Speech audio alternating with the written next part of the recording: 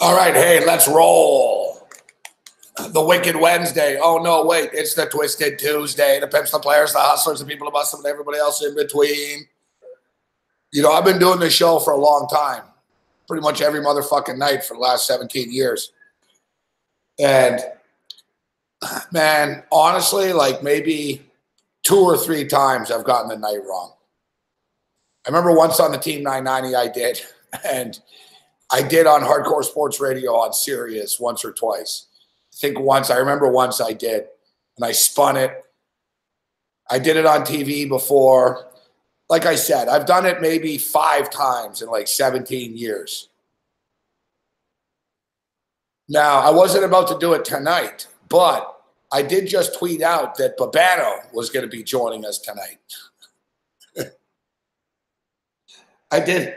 I just tweeted out Babano. And I swear to God, I was sitting here thinking, you know what? Yeah, Babano joins us. I was like, good.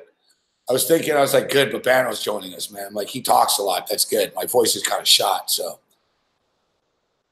And you know why?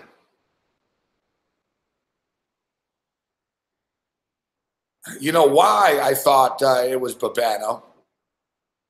Is because I saw Babano tweeting about it. I saw Babano tweeting about coming on the show, and it threw me off, man. I don't know. I never know what day it is anyways, and I actually told Michelle Serpico this morning, I said, you know, I keep thinking it's fucking Wednesday or Thursday today. I said, it really doesn't feel like Tuesday. It really doesn't. You know, I'm doing NFL picks. I just had to submit like 6 NFL picks for this fucking video thing. It's like it's Thursday or Friday or something. I'm all thrown off with the days. And I see Babano tweeting about what a busy day it is. And he's coming on the show. Fucking Babano. He's tweeting about tomorrow. Fuck. Big day on Wednesday. A list of shows and fucking. It's like, fuck, he's on SBR all day. Just tweet. I'm on SBR like I am every fucking day. Like, does Babano fucking like announce when he fucking when he's going to the store? Major announcement coming up. Going to the store right now. Listen, I give him credit though. At least he's excited for his appearances. I thought of that after. I was like, fucking Babano. As I tweeted it out after, I'm thinking, right after I tweeted it, I was like, I fucking stepped aside. I fucking lit it up. I'm standing there blazing it. And I'm thinking, fucking Babano's not on tonight. I'm like, it's not even Wednesday. And I'm thinking, Wednesday? It's not Wednesday. It's not Wednesday. So Babano's not even on, and somehow he's contaminated the program tonight. It's like I should have tweeted out a major announcement. I had chicken wings for dinner tonight. I had chicken wings. And I had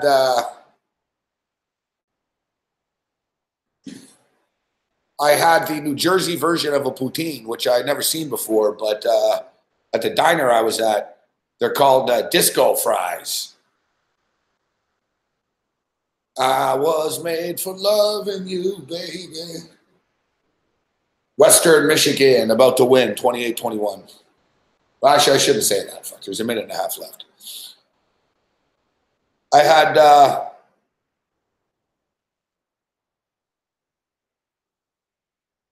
had disco fries from the Malibu Diner in Hoboken. I've been rocking in Hoboken the last couple of days. I've been crossing the bridge onto the other side, H-Town.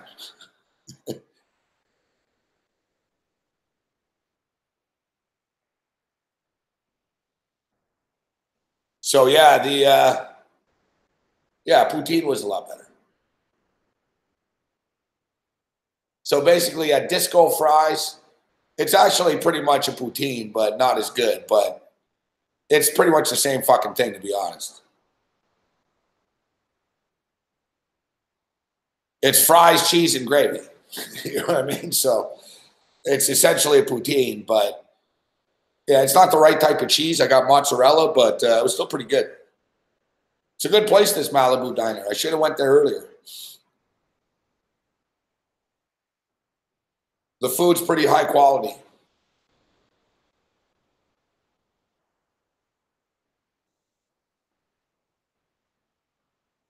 We appreciate that, Larry. Yeah, that was yesterday, though.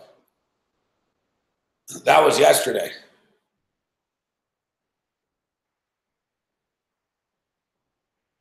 We can't live in the past, man. Fuck. And we're about to lose this this Ball State game. Bad pick on Ball State. We split them back 1-1. Well, we're not here yet, but we're getting 6.5. We're up by 7 with a minute left here.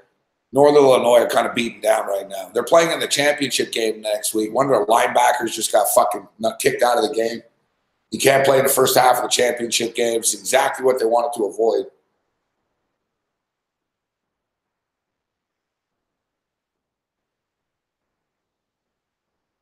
And it's intercepted. The game's iced.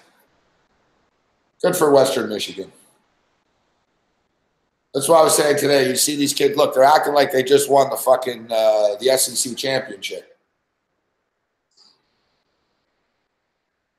Last home game. You know, I always love these last home games. You can't get fooled. Homecoming is a scam. Homecoming in the regular season is a scam. Nobody gives a shit about homecoming. It's just a distraction. Your fucking parents are there and shit. It's just a big whatever. Homecoming teams will always lose homecoming. You'll notice that. People bet into that. We should have hammered that more. Like, remember that for next year. You remember it for college basketball too. Although basketball is different. You can't cap, like every sport's different. You can't blanket it. But like homecoming in football is like way overrated.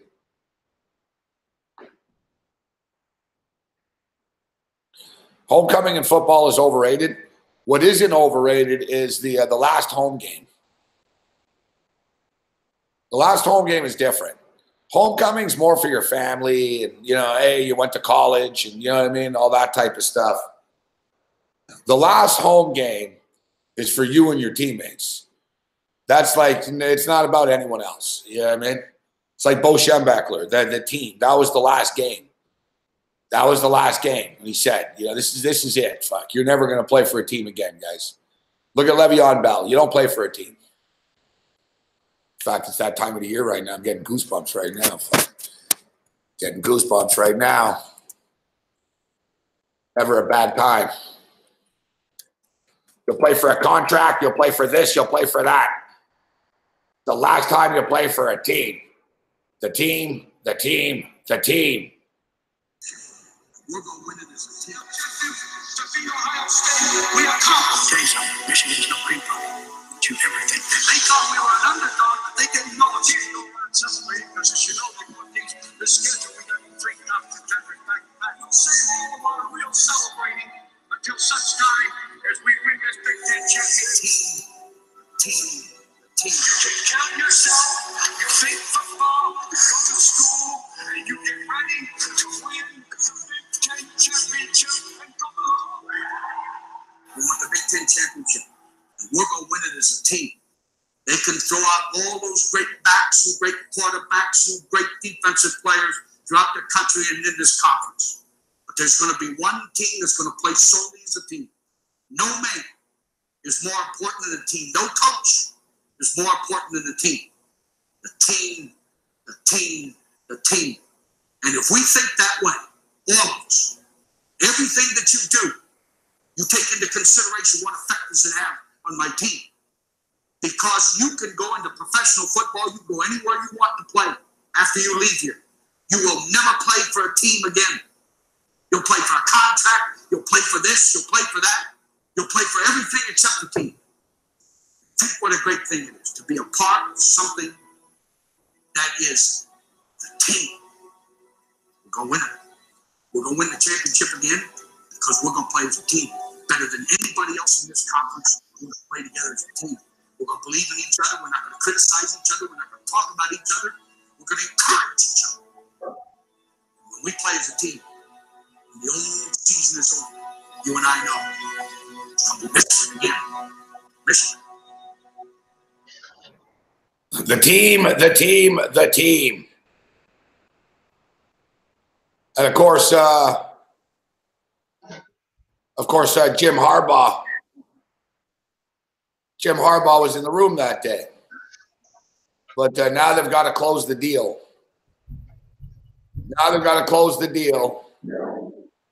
And beat Ohio State in fucking Columbus, which they haven't done in a long time. I think the last time they beat them, was the year 2000 in Columbus. The last time they beat Ohio State as a whole,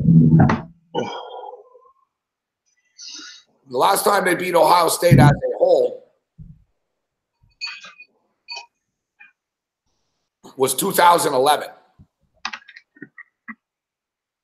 So there's a lot of pressure on Michigan. And Urban Meyer doesn't lose as a home dog very often, like fucking basically like never. I think he's lost 4 home games in his fucking life type shit.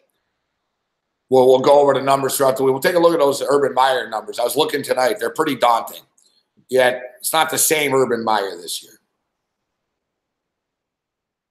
We'll be fired up for that football game later in the week.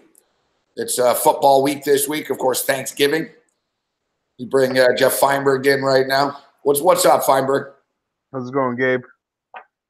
We're doing all right. We just played the Bo Schembechler, the team speech, as we normally do at this time of the year. But the speech has fallen on deaf ears over the last 7 years, as Ohio State has fucking owned them. Now, you're into the Chargers and shit. That's all good, but this is another level, Jeff. When you're talking about Michigan and Ohio State, when you get into when the fucking rivalry, when it's just called the game, that's as big as it gets. And this game this week is as big as it gets, with a trip to the fucking playoffs on the fucking line this week. I'll say this: watching last week, Urban Meyer, even his sideline demeanor adds to how unlikable he is as a human being, Morency. Sorry, come again. I had to turn the heater off. It's too loud. I can't hear.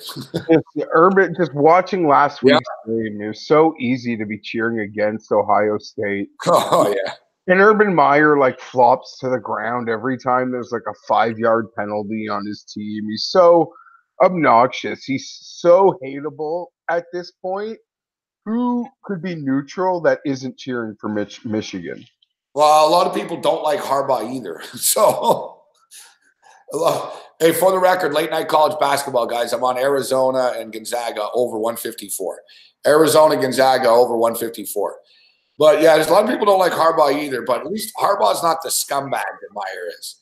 Harbaugh is sort of like jock, rah-rah type of over the top, but Urban's a bad guy. Urban's just not a good person. You know, we've seen this year. We've seen, I've always known he's a sleazeball. He's a hell of a coach. But one thing you'll notice, too, they're not as good this year. Like, they're barely surviving, and, like, they're on the fucking ropes. They're like a fighter that's on the ropes, but Michigan's got to deliver that knockout punch. And I wish the game was in Michigan, but, hey, it is what it is. It'll make it sweeter if they're able to beat them. There's a lot of Harbaugh back. I mean, I know it's a regular rumor, but with the certain openings that could be available in the NFL this year, there's a lot of Harbaugh talk. Harbaugh ain't going to the NFL. Right. Guy makes more money in Michigan than he could in the NFL. Like, yeah, fair.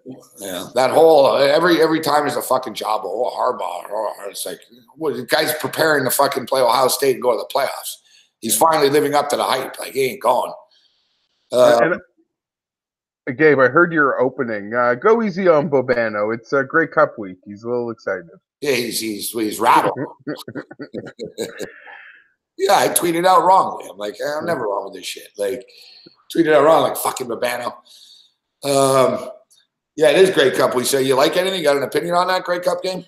I'll tell you this. I have a future on Calgary because just on the first like 3 weeks of the season, I know there wasn't really any value in it, but I was beyond convinced they'd be in this game.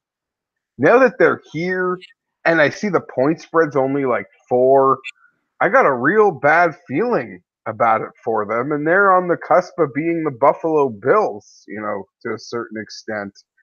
They were much bigger favorites in the previous 2 Grey Cups that they lost. So, pressure's going to be fucking on. And I don't know, it could be a bad matchup for them. And the game opened at 6.5 and has quickly dropped to like 4.5. So, you're bad you're bad vibing yourself. You're good. You're good. Don't worry. I'm going to step up. I'm going to make sure that I get in. I'll actually be in Canada on the weekend. So, actually, you know what? I'll probably be on a plane during this Grey Cup, or I'll be back. So, whatever. Anyways, I'm going to get some action in on this. And I'm taking Calgary. This is their spot. I was at that game when Ottawa and Calgary played in Toronto. And you're right. It was 9.5 or whatever, 9. And I had Ottawa on the money line. I had the over. It was one of those great nights. And enjoyable game. Good game. We were there. This is payback. Calgary's not screwing up this time, bro. They're going to beat them. They're going to win. They're going to beat them. I hope so. I'm cheering for them. I wouldn't want to, I don't know. I don't want to see them go 3 times and lose. Well, 3 times, dude. I swear to God, like they've been to the Grey Cup like in the last 15 years. I don't know. Maybe someone in the chat's a hardcore CFL guy that can tell us. Like they've been to the Grey Cup, bro. Like I don't know. At least let's say in the last 15 years they've been to the Grey Cup at least 8 times. Like at least. Like and I like honestly, I've been to a lot of Grey Cups and Calgary's been in almost every one of them. I mean, they're always in a Grey Cup and they rarely win. But they've won a few. I mean, they've won about 4 or 5 of them at least. It's just this recent little run they're on that this team hasn't. Like Bo Levi Mitchell needs to win. Bo Levi Mitchell needs to win. You're right. Otherwise, the Jim Kelly of the fucking CFL. Yeah, they're in a lot. I wouldn't say 8, but yeah, I could be flirting with it. I'm looking at it now. Oh yeah, let's see Grey Cups. I mean, they've been in 3 of the last 4 already. 4 of the last 5, I guess, once you include this one. So yeah, you're not wrong, actually. I'm never wrong, Fimer. Come on. Yeah, let's see. So 1, 2, 3, 4, 5. Yeah, there was a little run in the early 2000s that they weren't in them.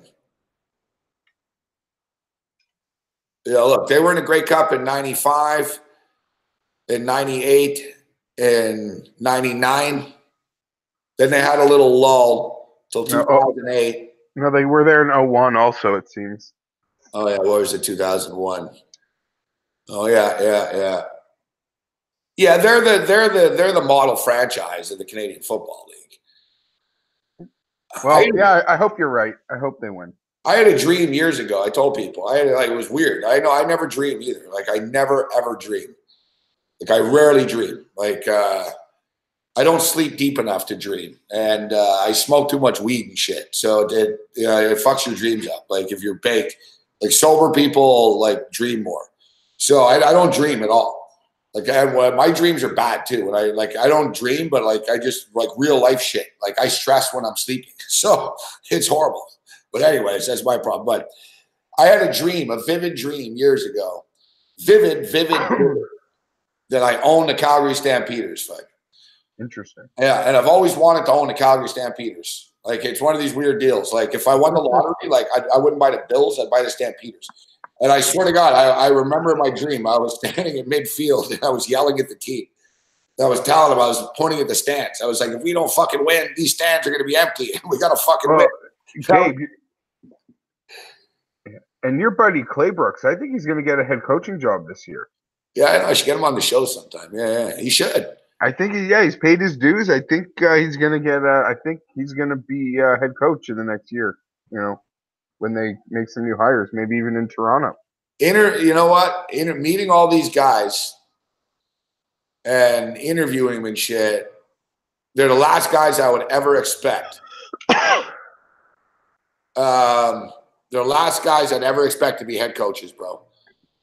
You got to understand, Jeff. Like me and Cam got fucking shit-faced with Mike O'Shea. Like Mike O'Shea, like took his shirt off in the cold and outside this bar, like that type of drunk. Like he was. Now he's one of the better head coaches in the league. Clay Brooks, I remember Clay Brooks, man. Like he was a cool dude, but I never would have thought he was just a defensive lineman. I never would have thought that. Yeah, this guy's going to be a future stud coordinator and coach type thing. But yeah, what is the NFL slated for? Like the late slate, like comparable, like for NFL CFL viewing. People in our chat are debating. We have some people. It's a very weak. It's a very weak slate. It's Colts, Dolphins. It's Chargers, Cardinals, and it's Pittsburgh Broncos. It's a very weak slate. Perfect. It's good. The Grey Cup's always entertaining. Grey Cups are always a fun time. So I guess that sham thing is this week, right? That golf thing. You're the golf guy. Yeah. Yeah, no, listen, I've come down hard on it. I've taken a lot of heat for not really like looking forward to it or I like your idea of the undercard. I saw your tweet there. I actually like that. It was, it was kind of a joke. It was kind of a joke. I know, but still, I liked it. Yeah, I don't know. It just feels like something's missing. I'll say this. I'll acknowledge that I'm sort of acting like I'm being robbed of something. And I'm not. Like, we're not being robbed of anything. It's cool that I guess it's happening. I also, people like are sort of being negative on me that I'm just upset that it's not like 10 or 15 years ago. That's not it at all, Gabe. Like, I can't put my finger on it, but somehow, some way, they've just like missed the mark. Like, it just seems off. And that's how, I feel about it. You know, they're doing a lot of interesting gimmick things, but it seems like it's more of a sitcom than it is like your favorite like drama. You know, like corny is what I mean. Oh, it's terrible. It's terrible. Like it's like you said, it's tacky. There's no like it's the fact they're doing it on Thanksgiving is even worse. Like somehow. Like it just is. Like I don't know if you saw it too. They're really promoting the money part of it. Yeah, I saw that. It's a stack of money. They're like the money's here, and there's like $9 million cash on the table. It's like, guys, Tiger Woods has an estimated wealth of $800 million.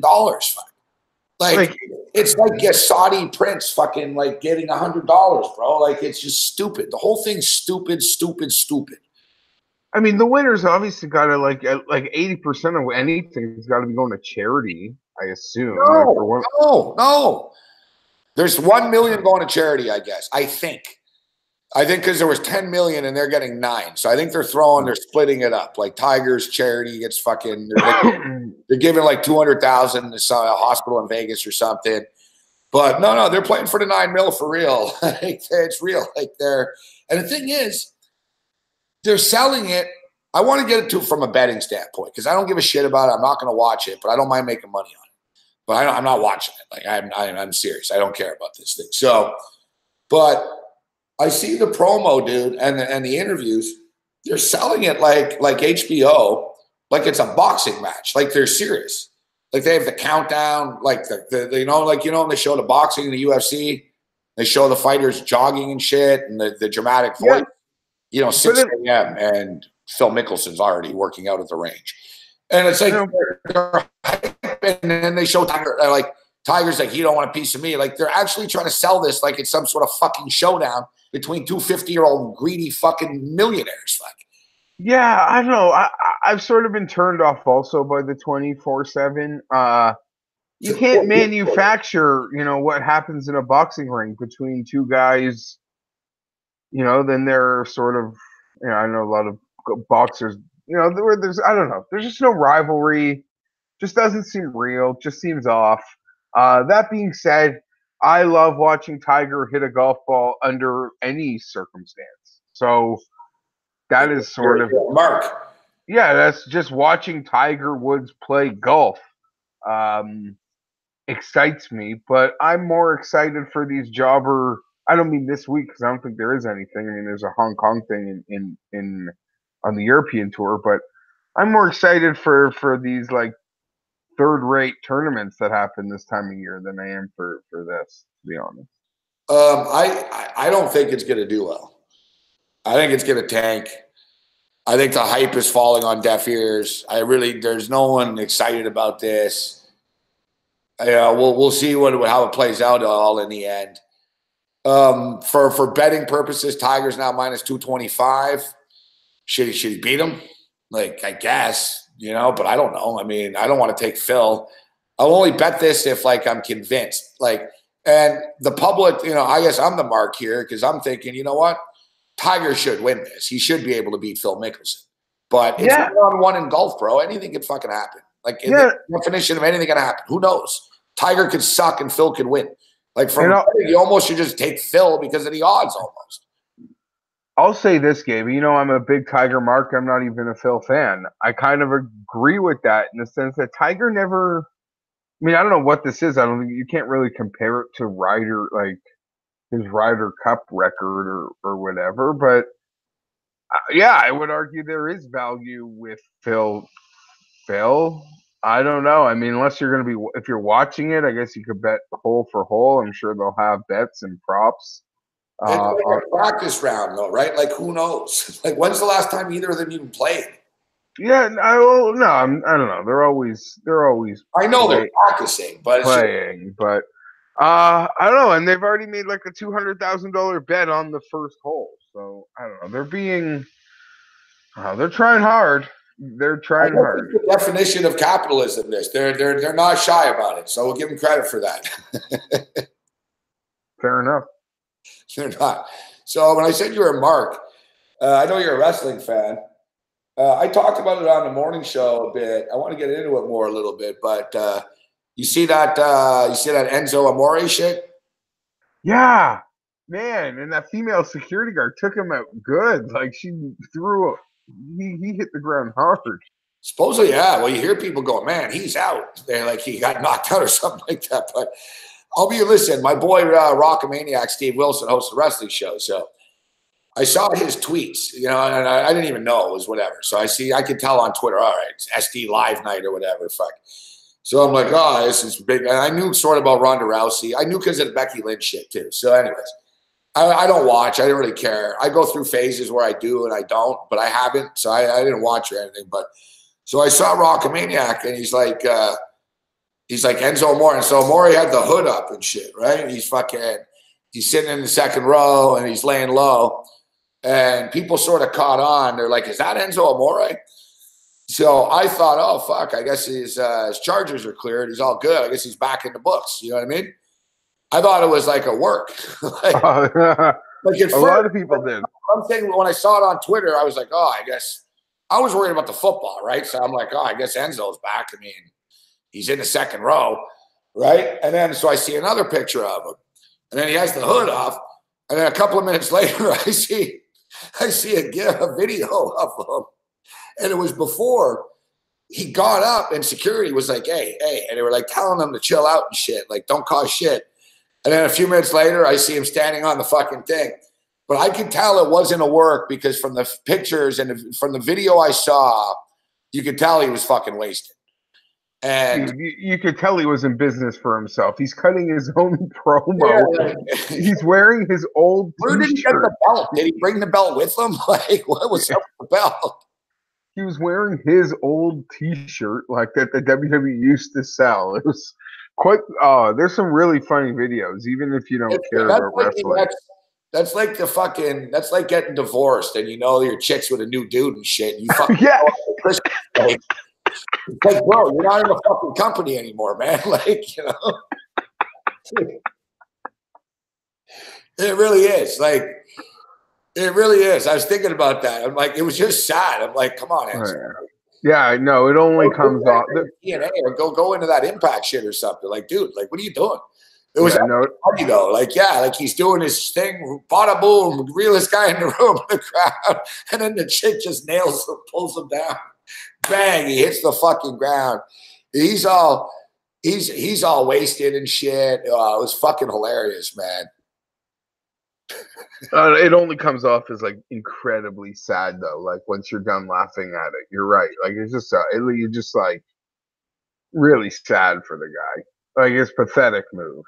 Look, you know what's crazy too, and I'm not one of these guys that's like, I'm not anti-Me Too movement or anything like that. I think there's a lot of dickhead men out there, but I don't think he did anything to this chick personally. I kind of think he got fucking railroaded, in my own personal opinion. But from what I understand, they were looking, they wanted a way to get away from him. Like, I guess he's got, allegedly, I think he's got a drug and alcohol problem.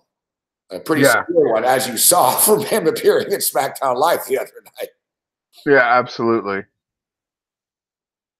Like, that's not a man that has a manager any sane judgment. That's like me going to Sportsnet or The Score after. And you know what I mean? Like, fucking, hey. It's like, you know, you're gone. Like, you're not here anymore. Like, you know, it's, I'm telling you though, like anyone that's seen that chick that said that he did this, like, she's beyond nuts. Like, I'm not even just saying, I'm not a victim blamer. I'm really not. I swear to God, I'm not. But I saw the video of the chick. It's like, the chick's insane. Fuck. Like, she's admittingly insane. Like, she admits she's insane. Like, she's crazy, crazy, crazy, crazy. Now, and the thing is, he knows her. Fuck. They're friends or something. Like, it's on him. He should have known, man. I can't be in a room with this chick. She's nuts. Fuck that. You know what I mean? Or I can't be like, whatever happened, he pissed this girl off and she fucked him up pretty good. Like, that, I'll admit that. But, you know, anyways, I'm not the guy's biggest fan or anything like that. But I think you're right. I think there was a lot of things, like, that was like a complete pushed him over the edge. But they were probably looking for anything to dump him because I think he was more problems than he was worth. Yeah, I think he thought he was bigger than he was, right? Yeah. And what about his partner guy? Did his partner guy get the boot too recently? Yeah, that guy's been. Yeah, they got rid of that guy also. Because I thought there was potential there with the guy. Yeah, absolutely. There must have been. There's something about these guys, isn't there? Like, there's a dark side that we don't know about. That's the wrestling that I like. Like, I like the behind the scenes, like, craziness of it. You know what I mean? Oh, it's, I mean, literally one of the most fascinating industries it really is. Like, in the world. It is so fascinating. And that's one of the main reasons all these, like, sort of behind the scenes wrestling podcasts have, like, blown up and created stars out of people. That's the thing. I think with the Cass and Enzo, they're really, you know, listen, I was in a metal band and I guess I still am, but, you know, we were openers. Like, they weren't main eventers, those guys, right? And I think they were causing main event problems. And yeah, you weren't like, guys, like, yeah, you're on the show, you're on TV, but you're opening. You're the second fight of the night. You're not like Freddie Mitchell. Like, yeah, dude, yeah, like T.O.'s on this fucking team or something. Like, chill out. Yeah, but the wrestling, it's like the Washington Wizards. Like, fascinated by their drama. Like, I went over, I spent like an hour on the Wizards today, and normally I wouldn't do that, but it was just too good. Like, it's just too good. Like, John Wall tells the coach to go fuck himself.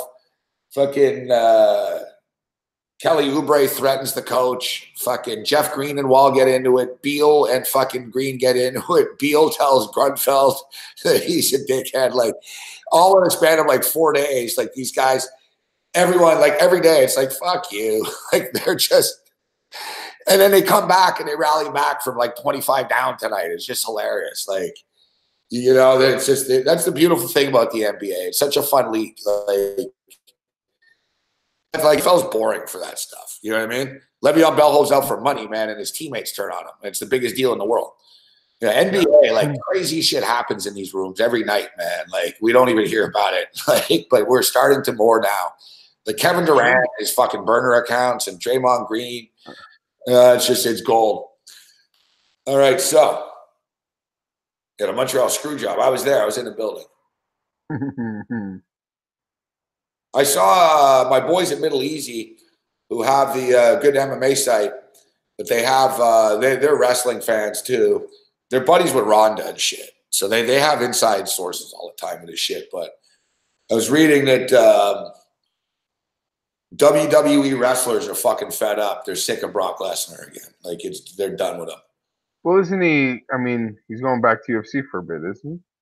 Supposedly, I don't know. He's been playing both sides with this. I don't know what his deal is. He's erratic. He probably is, but I don't know.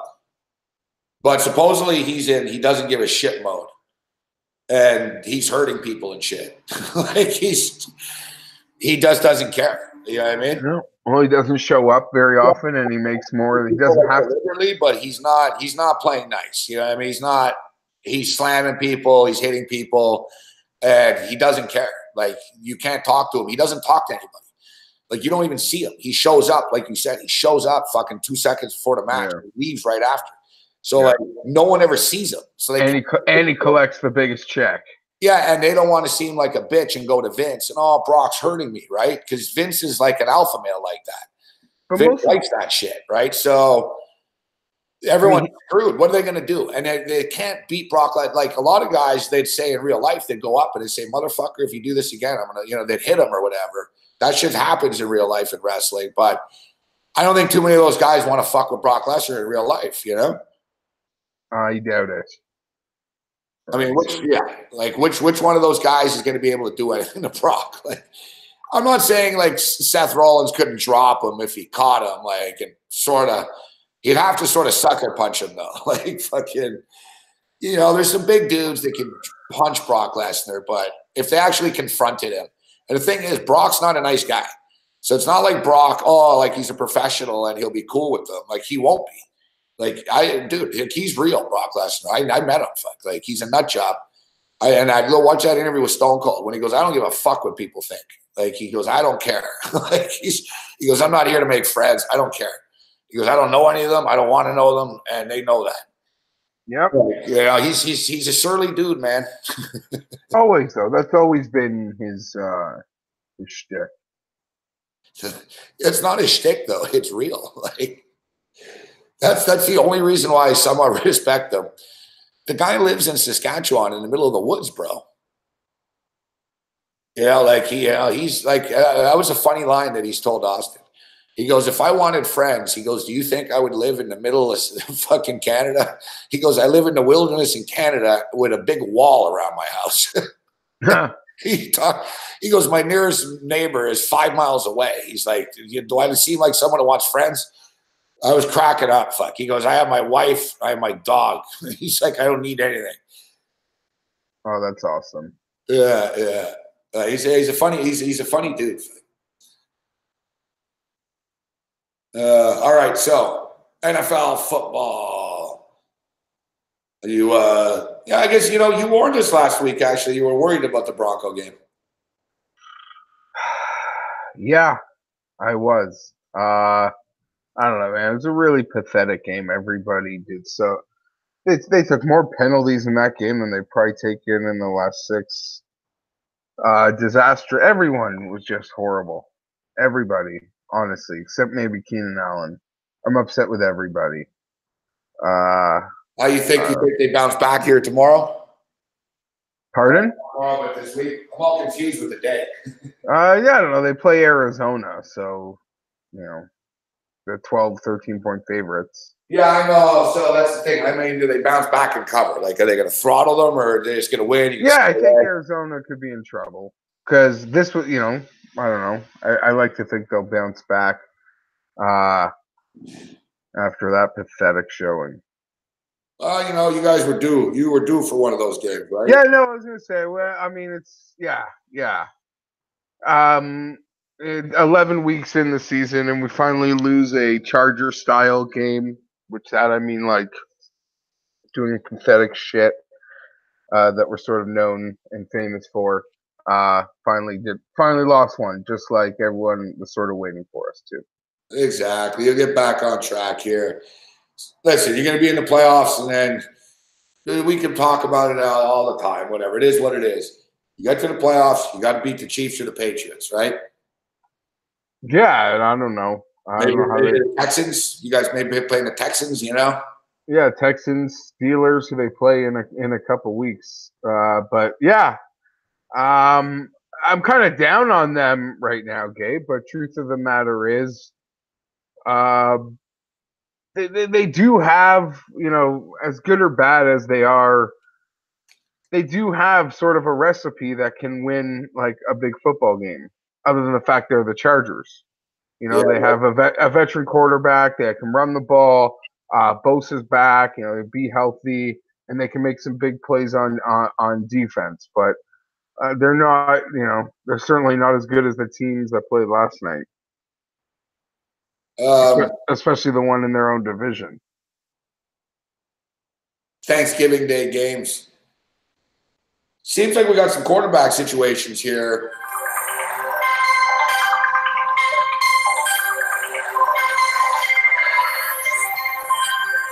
Jesus Christ.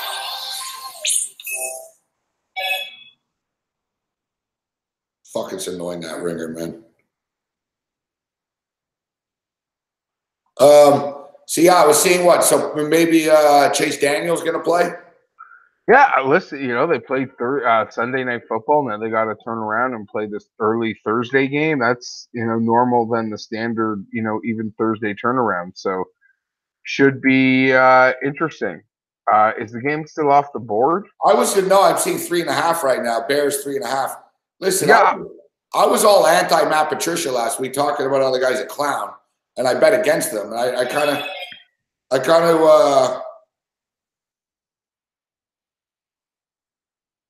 sorry. Yeah, no problem. A lot of people bet against him. Carolina was one of the most public sides. Yeah, it was a stupid. I was an idiot of the week. Yeah, I was a bad bet. But now I kind of feel like an idiot saying, "Oh, I got to take the Detroit Lions here." But like you said, man, a short week for the Bears. That big game. That that it's hard to back-to-back division rivals like this. The thing is, I'm just tired of losing money getting in front of the Bears. And I didn't this week. I lost in the super contest with them, but I had the Vikings on a teaser. But I'm looking at the Lions on a teaser plus 10.5. I think that's the way I'm looking at this game. But I don't know. I don't really trust the Bears. If it is Chase Daniel, what do you think? I mean, tough game this game at 3.5. If it is Chase Daniel, I suspect, Gabe, the line will probably drop to probably Detroit -2.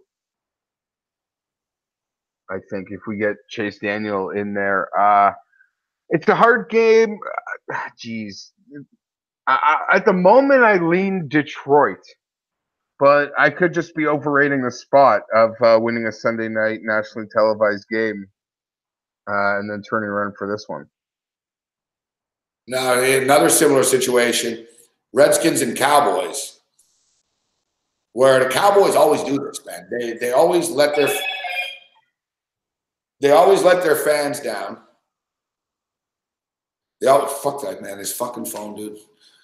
Makes these fucking sounds. They always let their fans down at home. Everyone always leaves them for dead. And then they always go on the road and they win. And then they go back home and they're favorites again and they let everyone down again. It's like rinse and repeat with these guys. And it's been this way for like 10 years or so. It just is what it is.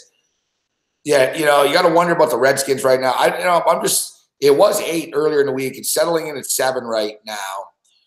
My initial reaction was this line's way too high. The Cowboys aren't good home favorites. It's a division game.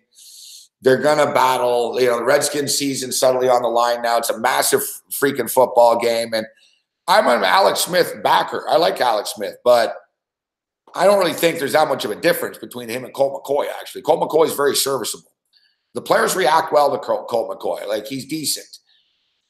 Yet also part of me thinks that, fucking the Cowboys, might be peaking right now. And Elliott's low to stop, man. They give him the ball so much. When he gets going, it's difficult to stop him. I don't like him, but he's good. I'm not gonna abandon ship. Even just speaking out loud about this, I'm gonna go with the Redskins plus 7. I think the Cowboys win the game. I'm torn, man, on these games, Jeff. You got to help me out. At least this one. What about the Cowboys and the Redskins? I worry this game could get out of hand, Gabe. Those injuries on the Redskins' offensive line, they've been playing some great football. That Dallas defense, the combination of Dallas's defense and really the points allowed per game threshold that they really are fantastic at. Even though they don't make big plays, I don't think they have a defensive touch. They just haven't made big plays. They've made some clutch turnovers. They don't give up points. Between that defense and that running game, I don't know. They should be able to.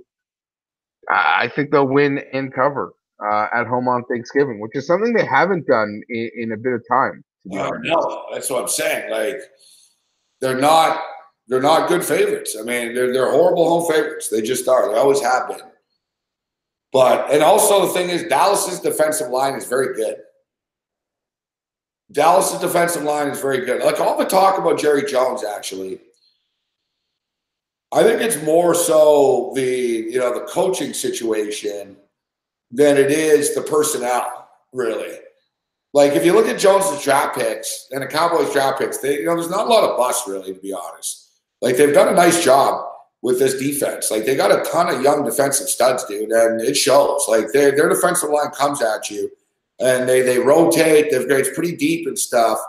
And the Redskins have a lot of offensive line issues right now. That's my concern there. Like you said, too, I can see the Cowboys just sort of getting it going at home here. But, fuck, man, I'm telling you, dude, we fall for it because you've seen the Cowboys win 2 games in a row.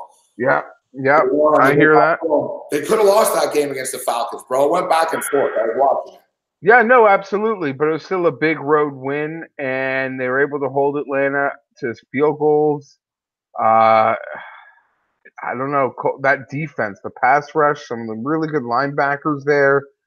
Just if Washington wasn't, I get like it would all set up for Dallas to get, have the big letdown. But Washington is just they're so beaten up. They are so beaten up. And then they have to play on a short week with the quarterback.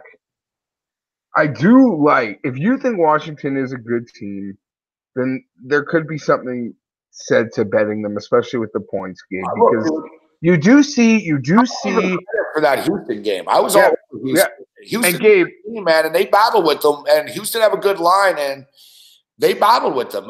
Washington had all those injuries. Like Washington are a decent team.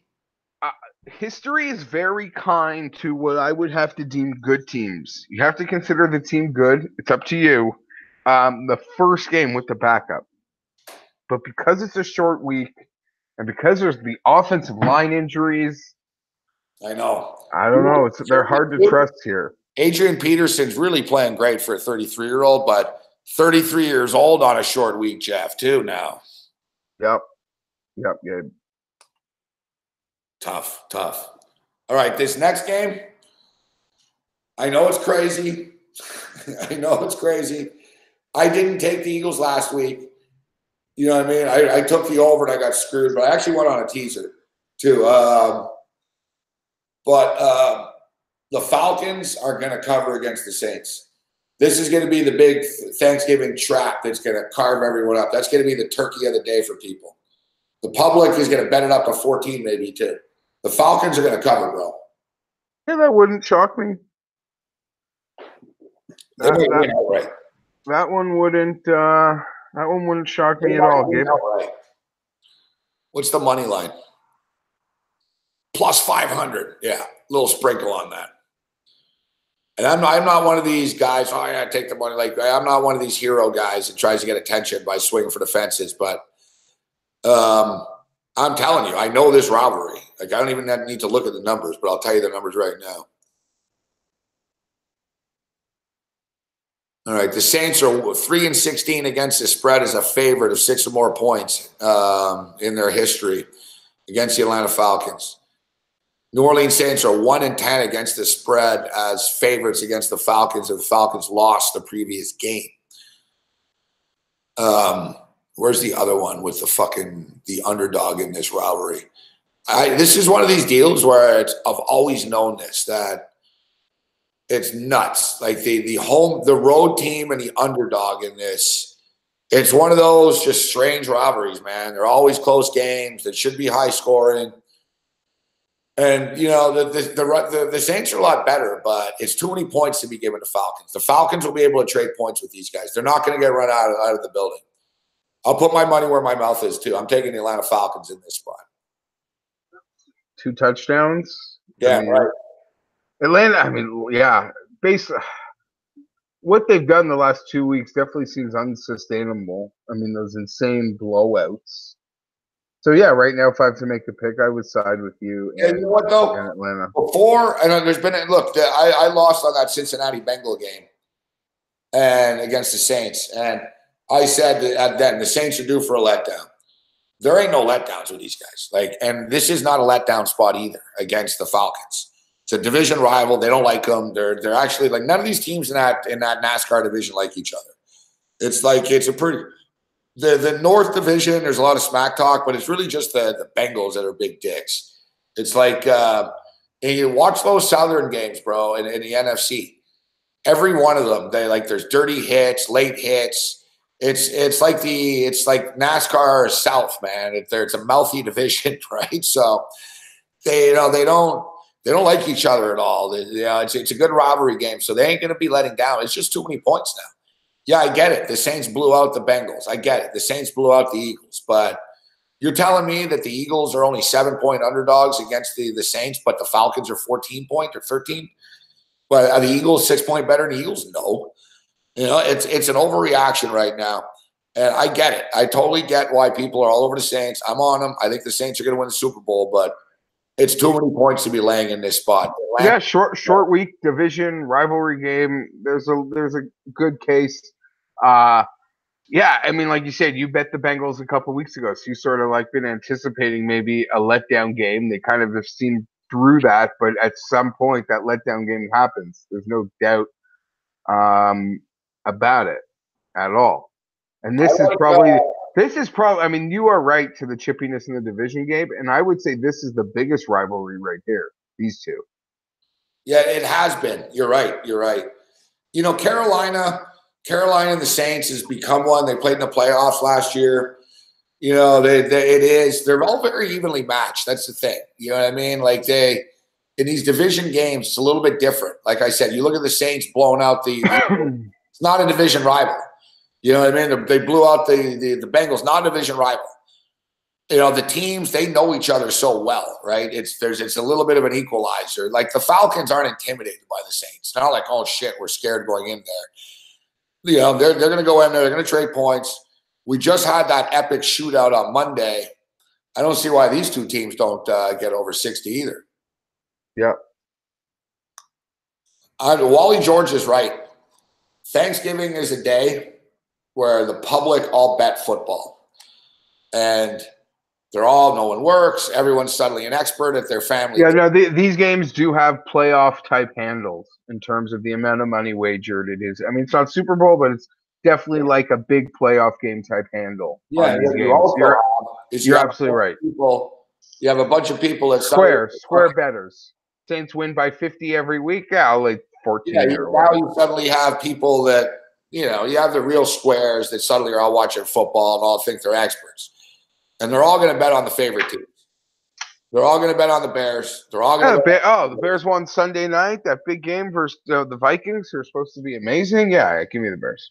Yeah, exactly. And then they're going to bet on the Saints for sure too. Oh, they're laying this many points. They're killing everybody. I agree with Wally George.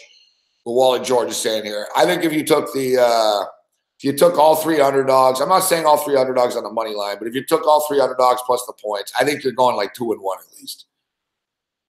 I do. I think you're going 2-1 there. All right, Jeff Feinberg. So your pick is Tiger Woods to beat Phil? Yeah, sure. Blindly, I would pick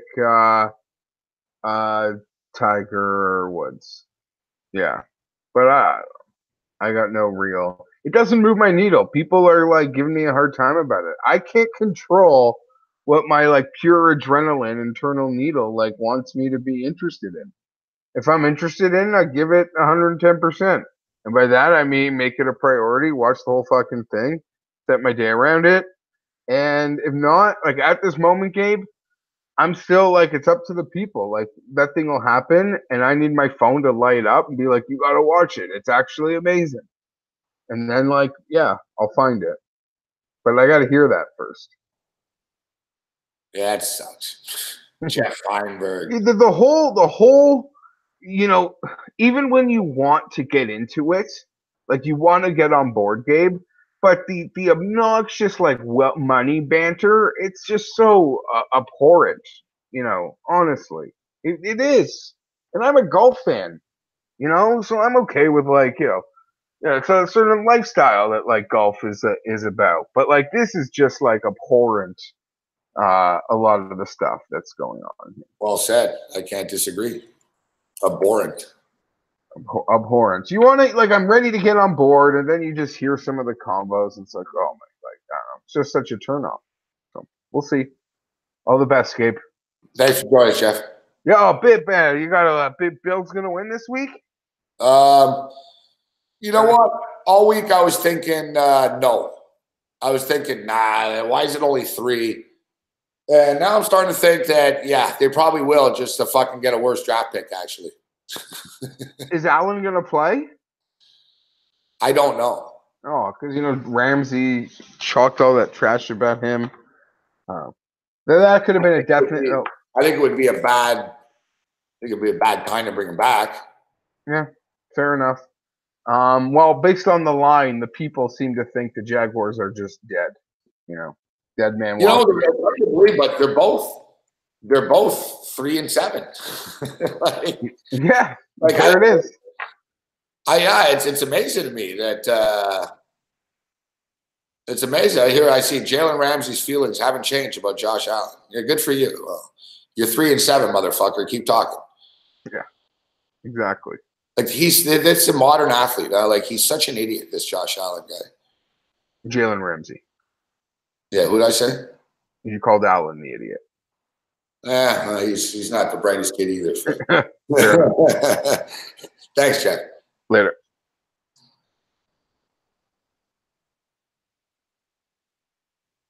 Here it is, Josh Allen. Yeah, on track to start. Is this really a good idea? Like, who are the Bills playing next week?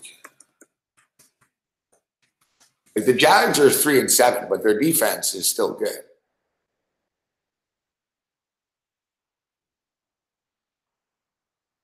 Yeah, they're playing the Dolphins next week.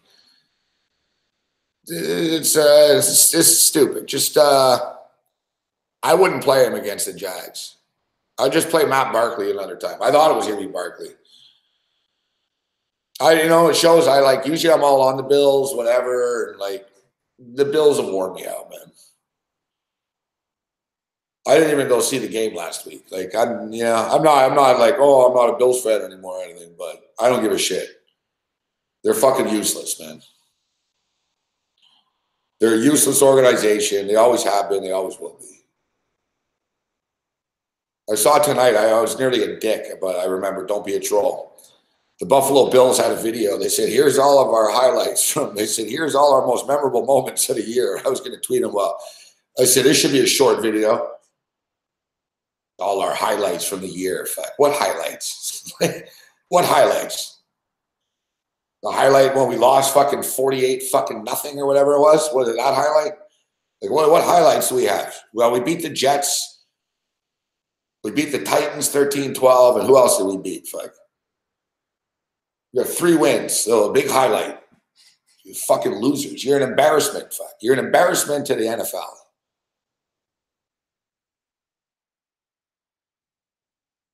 It'll be the same bullshit next year. Like, nothing will be different next year. Like, that's the thing with the Bills. Like, you can't say, oh, but they're going. No, they're not. No, they're not. Josh Allen will be a bust eventually. We'll just say, oh, no, he's another bust.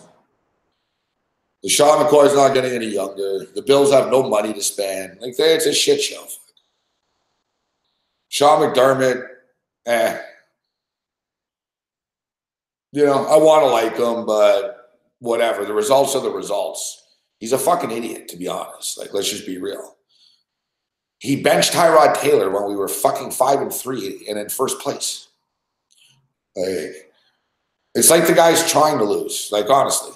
And I don't know. He's like, oh, it's the big picture. What big picture? You know what, Coach? The big picture is if you don't win next year, you're going to be fired. Fuck. That's the big picture. What do you think you have? A 30-year plan? Do you think you're going to be around forever? Last year I was excited. The Bills finally made the playoffs. I like McDermott's style. I like a lot about him, but I don't like a lot about him too. So I like his style. You know, the Bills were real. They made the playoffs. They nearly beat the Jaguars in that playoff game. And then coming into this year, you know, I was on the fence about Tyrod Taylor. I like Tyrod. I thought Tyrod was a good fit for the Bills. They were clearly better with Tyrod Taylor, as we see.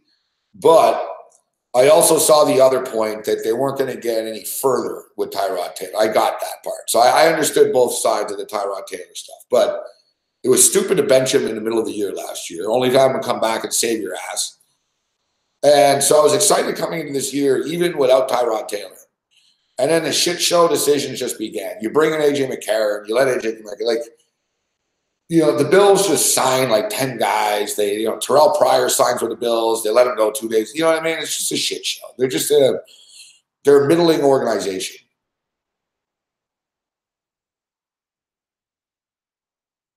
So yeah, I was all excited about the Bills. All right, you know, new coach. They made the playoffs. They're 9-7, and oh yeah, they've got 6 picks in the first 3 rounds.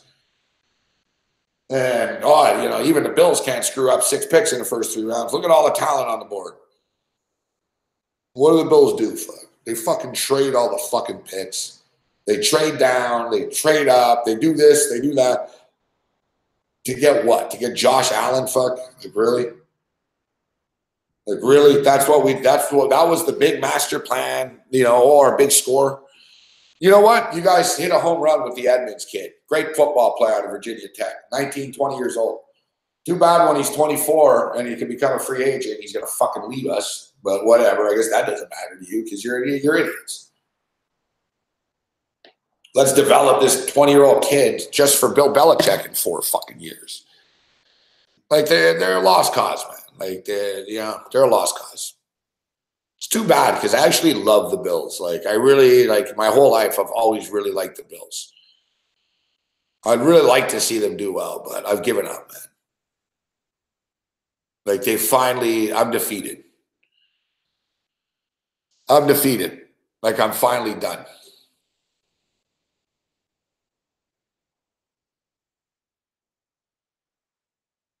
I'm finally done.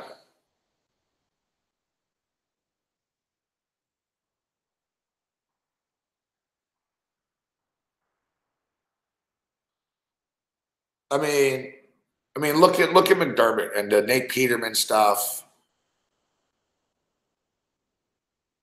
You know, we traded Marcel Darius. We fucking cut fucking people. Like, it's just, it goes on and on and on and on and on and on and on. Like,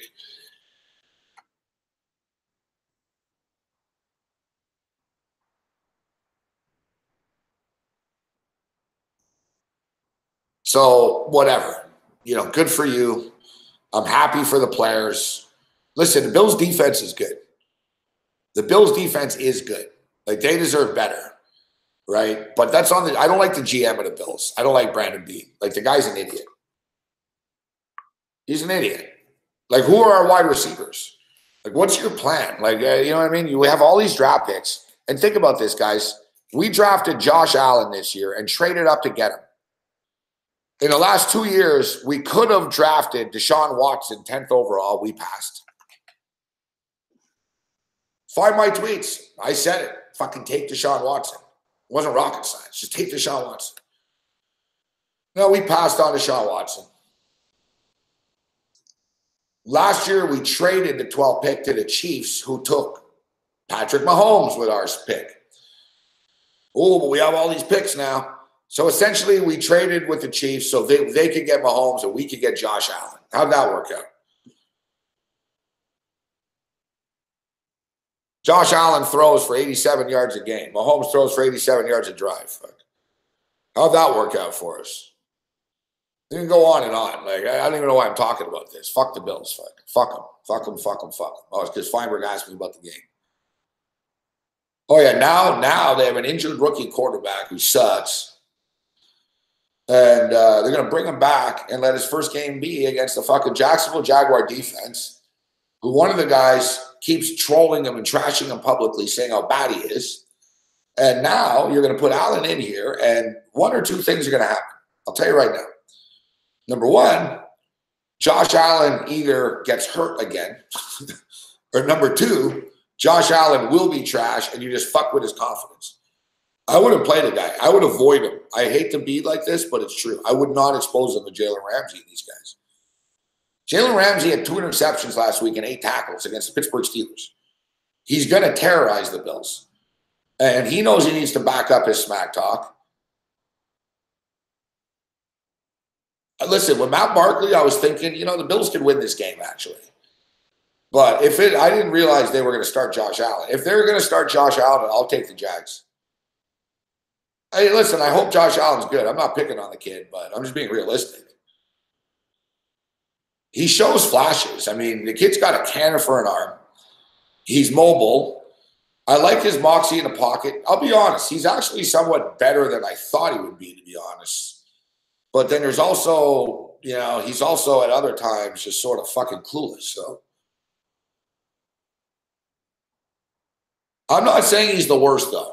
Like, I never liked Sam Darnold. You remember, I was not a Sam Darnold guy. And everyone, Sam Darnold this, Sam Darnold that, because he had a good preseason. But Sam Darnold really kind of blows, too. You can't judge a guy on 1 year, though. But it's interesting. I don't think Sam Darnold's that hurt. I think the Jets should shut him down. I think the Jets are like, you know what? Nothing more positive can come from this. Yeah, he can get more experience, but he's also just going to get beat up, and his confidence is already kind of shot right now. Let's just sort of tell him he's hurt. Our doctors are saying you're hurt. You know what I mean?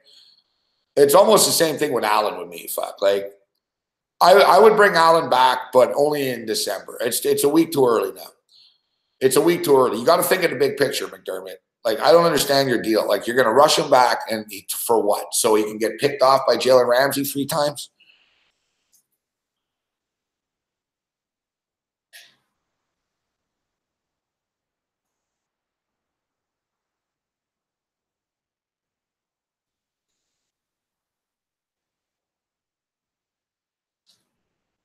Tough game.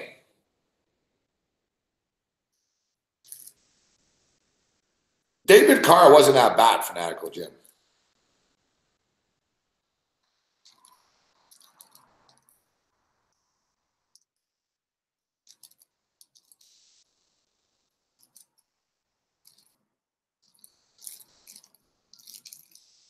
Like, there's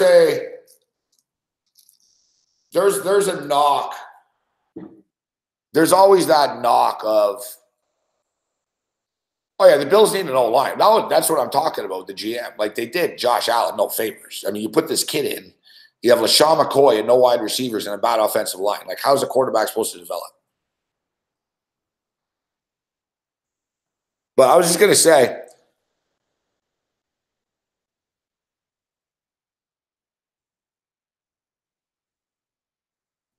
David Carr just shouldn't have been the first pick, right? That's the thing with people they don't understand. Like, some players aren't busts, but because of where they were drafted, right? Like, Markelle Fultz is a good example. Markelle Fultz could be okay, just not in Philadelphia. And he never should have been a number 1 pick. He never, like, I don't know why they thought he was a number 1 pick. Like, that's sort of the deal with Tannehill. Like, Ryan Tannehill never should have been drafted 7th overall. But since he was, same as Josh Allen, I wonder if Allen should have been drafted 7th overall too, to be honest. Like, and like I said, I hope I'm wrong. I hope Josh Allen proves me wrong, but I'd rather have Deshaun Watson or Pat Mahomes, our quarterback, right now.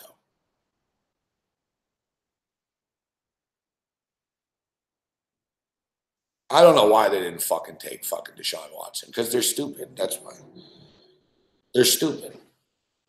I said it. Me and Camera 2 Drew were like, please just take Deshaun Watson, guys. Like,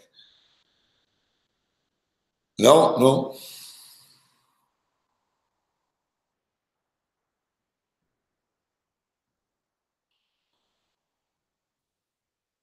Yeah, I was like, just take Deshaun Watson. No. Of course they didn't.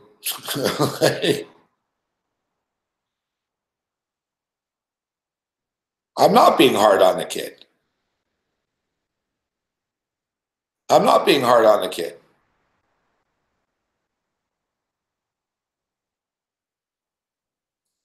I'm not saying he's terrible. I'm just stating that, guys,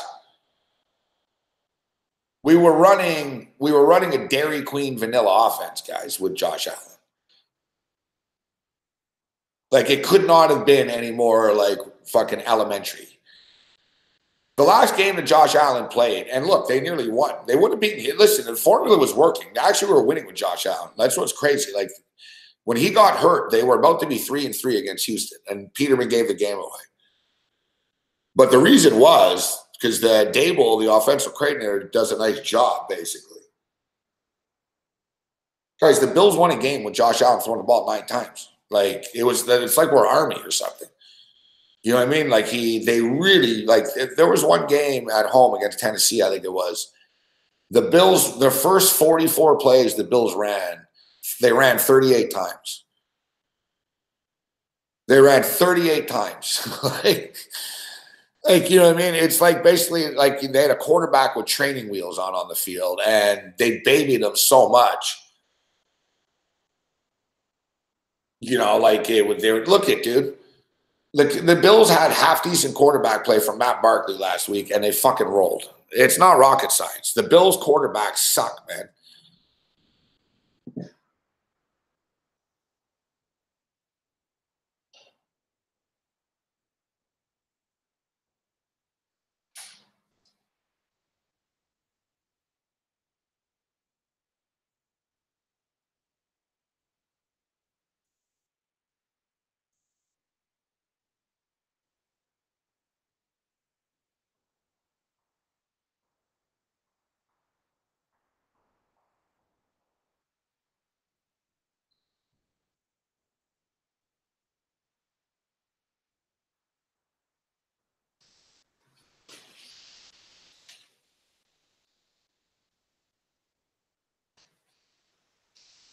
And you know what's even crazier?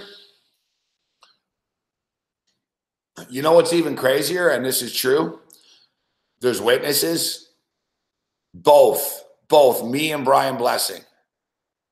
Both me and Brian Blessing pleaded with the Buffalo Bills. I think I tweeted them. I think I tweeted the Bills even. And I said, you need to take Russell Wilson. Both me and Brian Blessing were like, you need to take this Russell Wilson kid. Take Russell Wilson. Like the Buffalo Bills. No, they didn't take Russell Wilson. Russell Wilson went in the fucking 3rd round, too.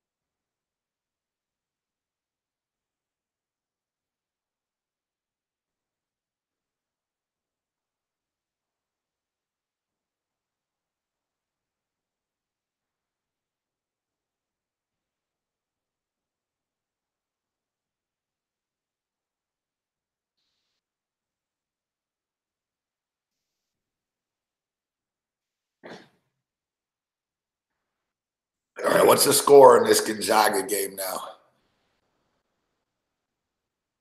Oh, I liked Arizona plus the 10 also. Fuck. All right, we're on over 154. It's 45-37 right now with 32 seconds left. The in-game's 169.5. We're looking good. You know, we're going to grind out a 3-3 here if we win this.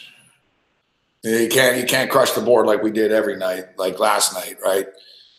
You got to accept it. It is what it is. Actually, I can squeeze. I'll break even.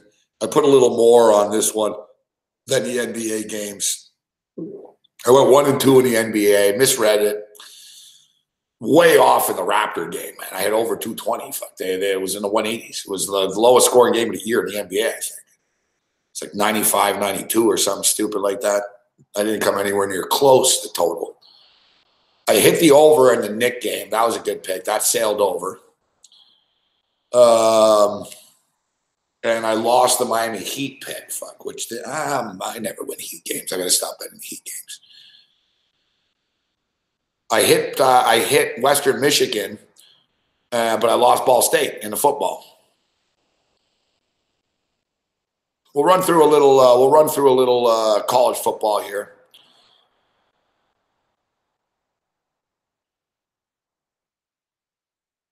I don't know if Gonzaga is going to win, to be honest. I wouldn't be surprised if Arizona beat them. I wouldn't take I'm not jumping on Gonzaga in the second half. All right, they're at the half now, 45-37. So they got an 8-point lead. Gonzaga are actually still favorites. Gonzaga are minus 8.5 right now in the second half. So they got to come back and win the game if you think they're going to come back and win. I'm not so sure they will. I liked Arizona. If you listen to the radio show today, I said I like Arizona, but I played the over only. Thing is, Arizona have 5 new starters, but they're the Arizona Wildcats. It's not like they're bringing kids in off the street here. Fuck. Like they have guys who are on the team too. They just weren't starters last year, and they have this fucking phenom kid again. It's Arizona. Like people, when I saw, I was like, really? It's a lot of points to be given Arizona. It's like, 5 new starters. It's like, yeah, but they're not starting from scratch. Like, it's the Arizona Wildcats. All right, the in-game total just fell to 166.5. So second half total is 84.5. I don't know, man. I think the second half will go over, but I could get in on it, but I've been pretty good at not forcing late night shit. I already have the over. Let's just win the bet and move on. We'll give you some picks for the upcoming games. Upcoming college football games. I mentioned I'm going to be in Toronto this week. It's the final countdown. I wish it wasn't. Now that we're hearing it, I'm like, man, we could do this, we could do that, we can fucking change this and make this, but we got to accept it. It is what it is. Fuck, we're not fucking Megadeth. You know what I mean? We don't have $300,000. They have more than that, but you know what I'm saying?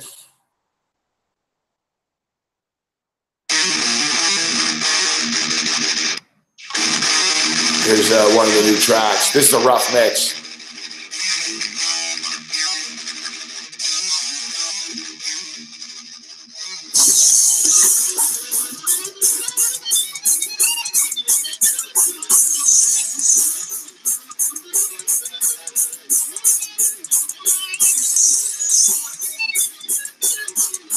We redid the solos though. Like this isn't it. This is just a rough mix, but I gotta fucking karaoke this. I gotta call at midnight tonight. I gotta fucking like put the lyrics over this and shit.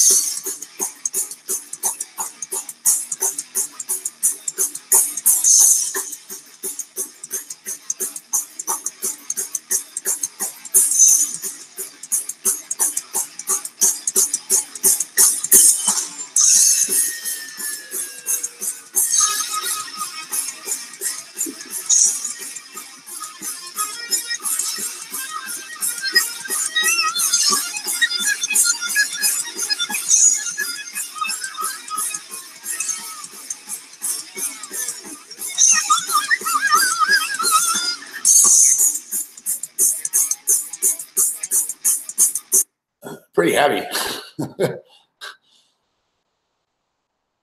That's pretty heavy. That's yeah, it's a new Drake. That's actually probably my least favorite song too, to be honest. It's good, it's heavy and shit, but you know, it's just sort of like that. Yeah, it's just sort of standard speed metal.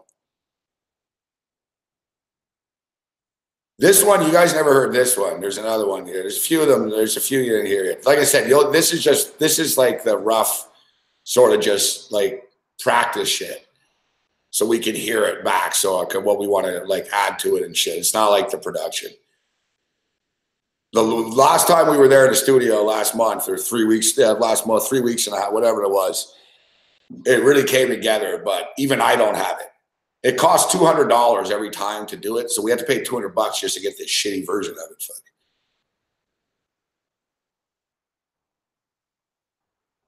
Here's Scourge of God.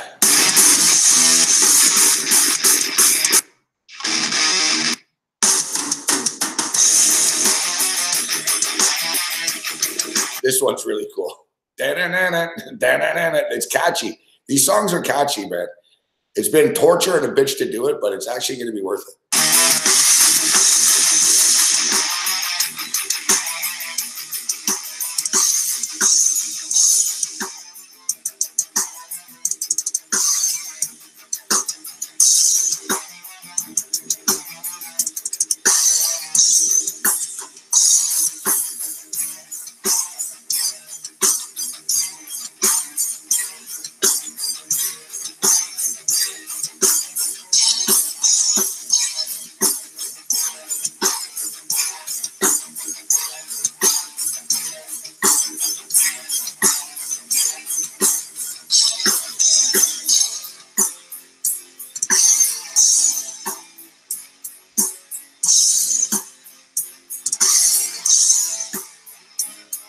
No, you're right. It sounds all tinny to you guys, exactly.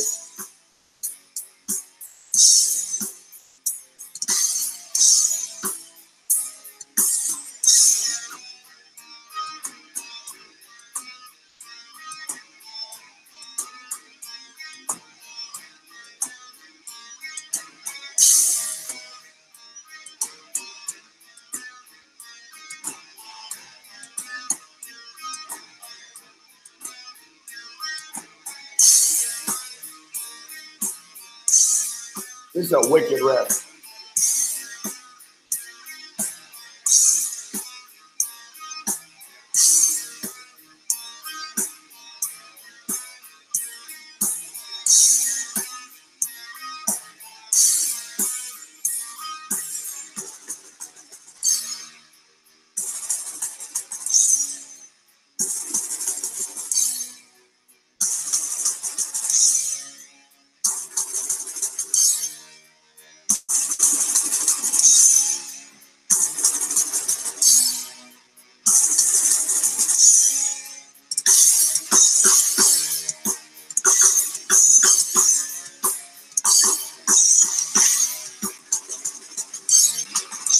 It's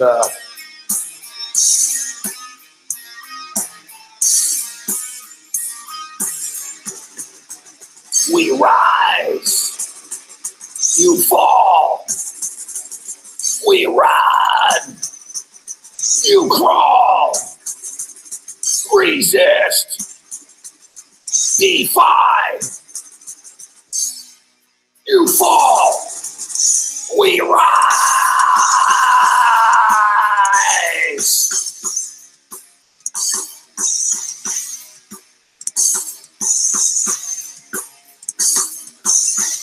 We rise, we see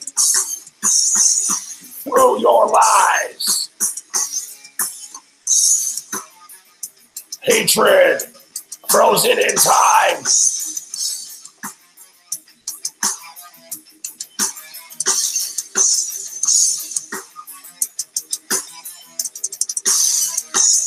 See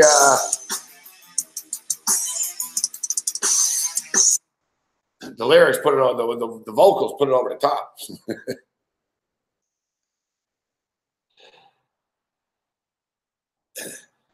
This is the hit, though.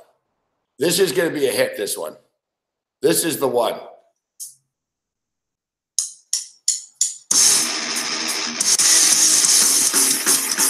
right, so it starts off fast.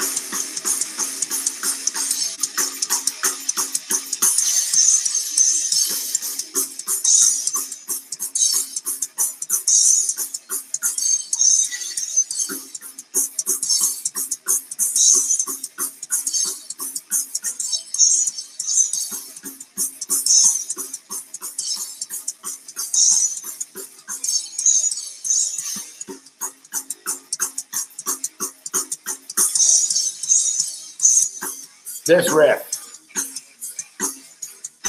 Catchy as fuck.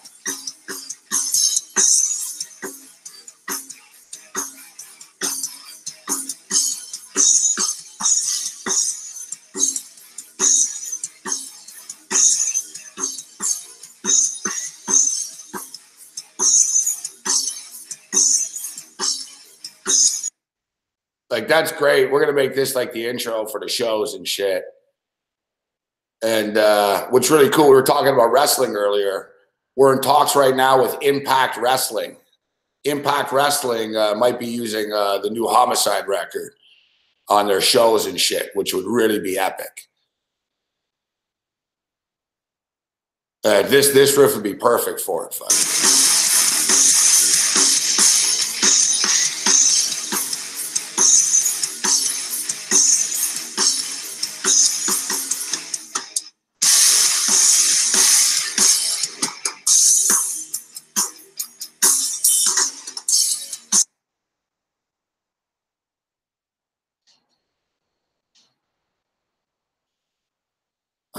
Thanks, Brooks.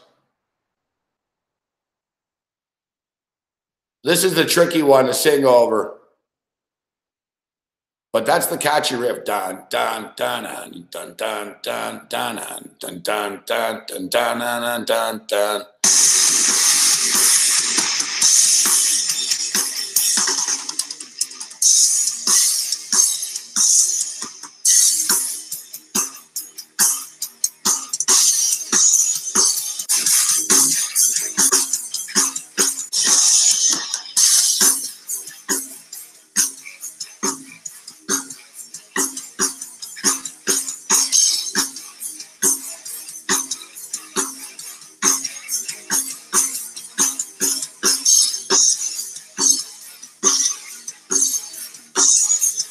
You've been shot to hell. Time is done. Yeah, that's the catchy one. Dun dun dun dun dun dun dun dun dun dun dun dun dun dun. Thank you very much, Jerry T. Yeah, it's a cool riff, that one, huh?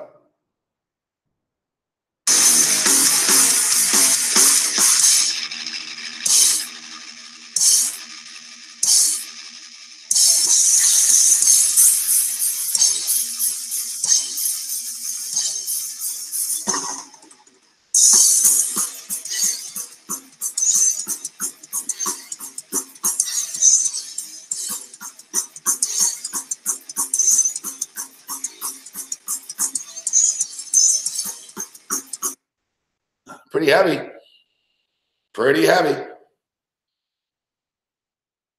Oh, yeah. Well, you guys are just hearing it all tinny. Even me, it sounds like crap here on a computer, but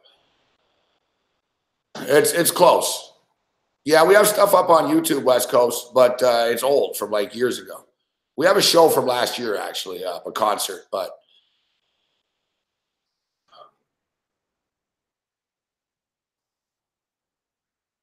this stuff's going to be real cool when it's out.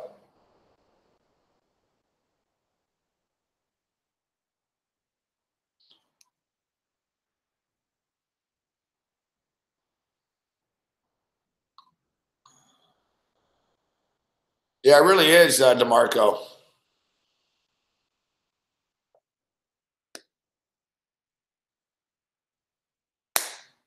Yeah, we have 7 songs, Jerry. Jerry, we got 7 songs, 7 new songs. The vocals are done for 4.5 of them. So there's just like 2.5 songs left to do. I'm doing them this Saturday. Except they're hard and it's tough. 7 new songs.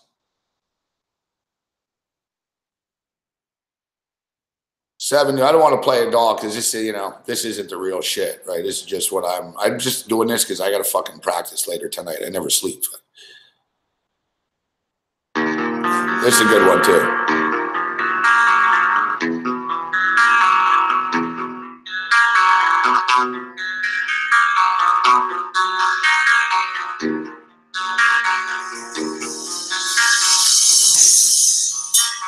This is our ballad.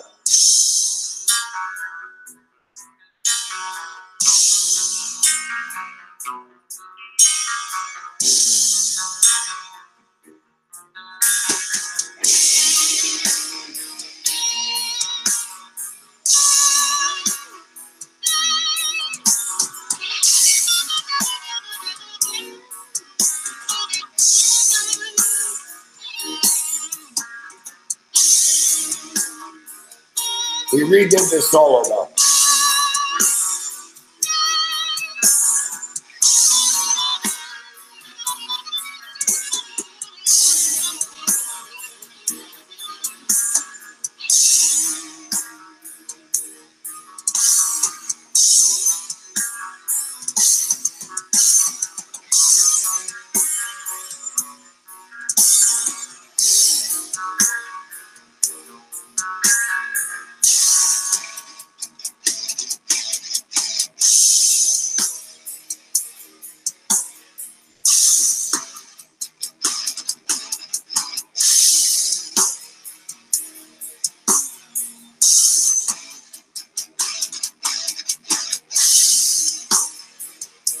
This song's really cool.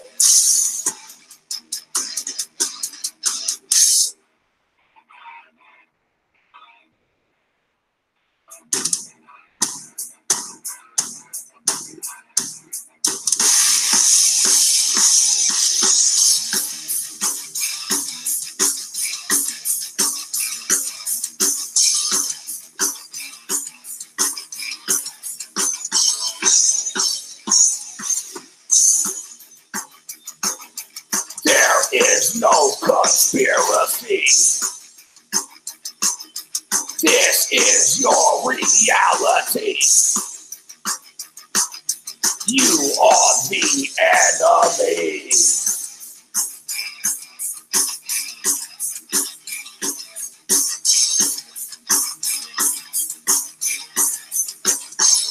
Boy, I can't wait till this. It's catchy shit, man. I can't wait till it's out. We'll get drunk and listen to it for real. We'll crank it up for real on a real system on iTunes and shit. We'll get it on the OPS system.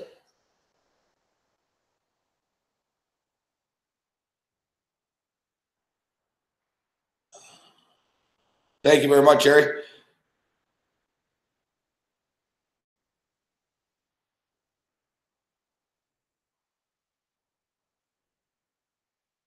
Yeah, it's good. The production's good. Like that, like I said, it's not mixed or anything. That's just like a garbage demo version of it, right?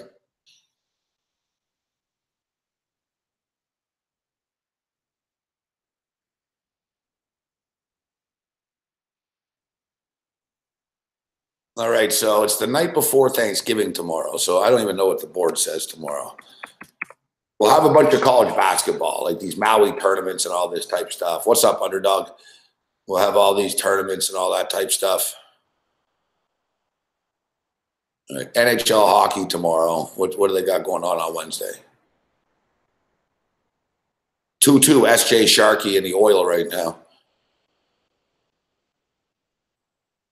That's the mascot name of the Sharks. SJ Sharkey. Oh, full slate of NHL tomorrow. NHL have a weird schedule. You never know what they're going to do. Oh, Canadians are in town against the Devils. Canadians, Devils, Islanders, Rangers tomorrow. I'm sort of out of the hockey loop. I haven't bet hockey in a few days. What's NBA doing tomorrow? They only had 4 games tonight, so I imagine they got some games tomorrow. NBA on Wednesday. What do we got? Oh, yeah, we got a nice slate. All right. No line, Indiana, Charlotte. There's rumors that the Charlotte Hornets are trying to, they're moving in now on the Wizards. I don't know if they're going to have John Wall and Kemba Walker. I don't know what the deal is, but supposedly Charlotte is trying to, like, because Washington needs to break this up. Doesn't matter. I don't know, man. They're winning right now suddenly. They won tonight, but it's, you know, they'll lose again in a few games. They'll lose a few in a row, and they're all going to want to kill each other again. Pelicans are at the Sixers. That's a fun game tomorrow night. The Pels at the Sixers. Sixers are -3.5 total, 235. Toronto's in Atlanta tomorrow, no line. New York Knicks at Boston. Boston -14. Oh, LeBron. Oh, man, it's LeBron goes to Cleveland tomorrow night. That's what it is. Fuck. LeBron returns to C-Town tomorrow night. The LA Lakers are 9-point favorites.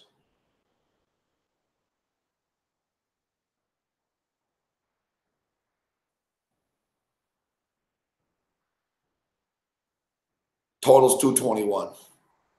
Phoenix Suns. And they sat J.R. Smith. They sent J.R. Smith home. The NBA is a shit show. J.R. Smith's bitching about the Cavs tanking. And they were like, all right, listen, fuck, just don't come in anymore. We're going to trade you, all right? So J.R. Smith has talked his way out of Cleveland. That was his plan, and it worked. Phoenix and Chicago. Chicago Bulls are -2 at home. God, what a train wreck that game is. Detroit Pistons at Houston. Interesting. Get 8.5.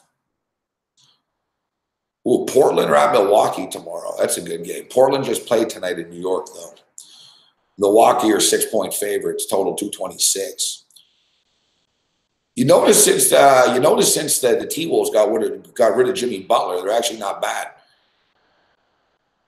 And Denver's in a little free fall right now. Minnesota Timberwolves are -2, although this game's going to come down to the wire. Brooklyn just won tonight. Dallas are actually playing well right now. Dallas are 7-3 against the spread in their last 10 games. They're 6-2 at home. They're 6-2 against the spread at home. I mean, look, Dallas beat the Golden State Warriors the other night. They beat Utah by 50 the other night at home. I'm not a big Dallas backer. I never really think much of them, but you got to give credit where credit's due. Dallas, like I said, they're 7-3 ATS in their last 10, 6-2 against the spread at home. Laying 5.5 against Brooklyn. And Brooklyn were just in Miami tonight.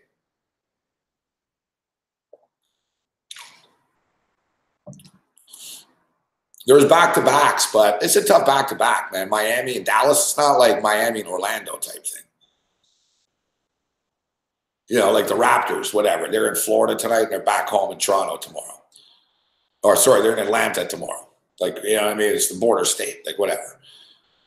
You know, like Brooklyn, that's a trip. Like Brooklyn had to fly to Miami and then after get on, go to Texas, time zone differences, 2 games in 24 hours. That's a tough spot for Brooklyn, actually. I think Dallas is the play here, -5.5. Even though I just lost tonight betting against Brooklyn, but I think the Mavericks. My overnight lean right now is the Mavs here. Normally I don't like laying 5.5 points, but like I said, the Mavericks are beating teams up at home. Memphis at San Antonio. Memphis Grizzlies are quietly 11-5. San Antonio Spurs are only 8-8 right now. The Spurs need another player, man. Like if the Spurs are serious, and I don't know if they really are, but if the Spurs are serious about competing, they're going to need another player. Like it's not, you can't do this with DeRozan and Aldridge. You can't do it with 2 guys. Like you need 3 guys. Like you need 4 guys. We talked about it today on the radio show, but I said, you remember in the old days, it was like Michael Jordan and Scottie Pippen. It was like, oh man, they got Michael Jordan and Scottie Pippen. It was like the 2. And other teams, all the other super teams had 2 guys. You know what I mean? That was their deal. Like every sort of star team had 2 guys that were good, and they had a star, a sort of second sidekick star, and then everyone else. And that's the way the NBA was for a long time. Besides the Celtics and the Lakers, there were super teams in the old days. But that's the way it was for the most part, right? You had 2 guys, Shaq and Kobe. You know what I mean? It was 2 guys. That's all you needed.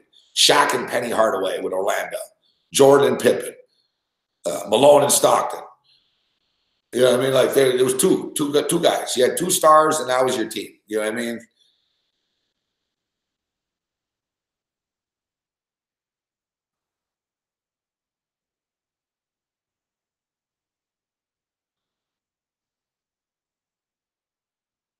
Now you need Kent Payton. Good call, Kent Payton. What were some other 2 guys? Clyde Drexler and what was it? Terry Porter and Drexler. Cliff Robinson and Drexler in Portland.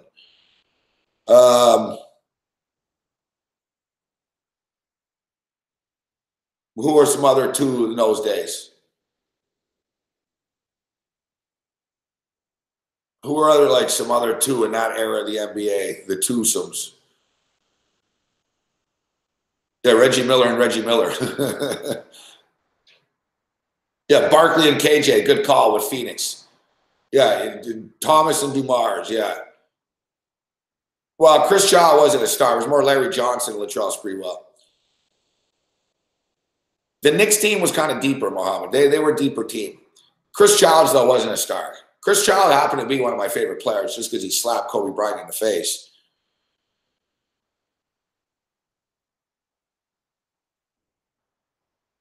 Kevin Johnson and Marley. Oh, yeah, Tim Hardaway and Mitch Richmond. Or Tim Hardaway and Latrell Sprewell in Golden State. Chris Webber and who was it? Webber and who was the other star? It was kind of Divac, I guess, right?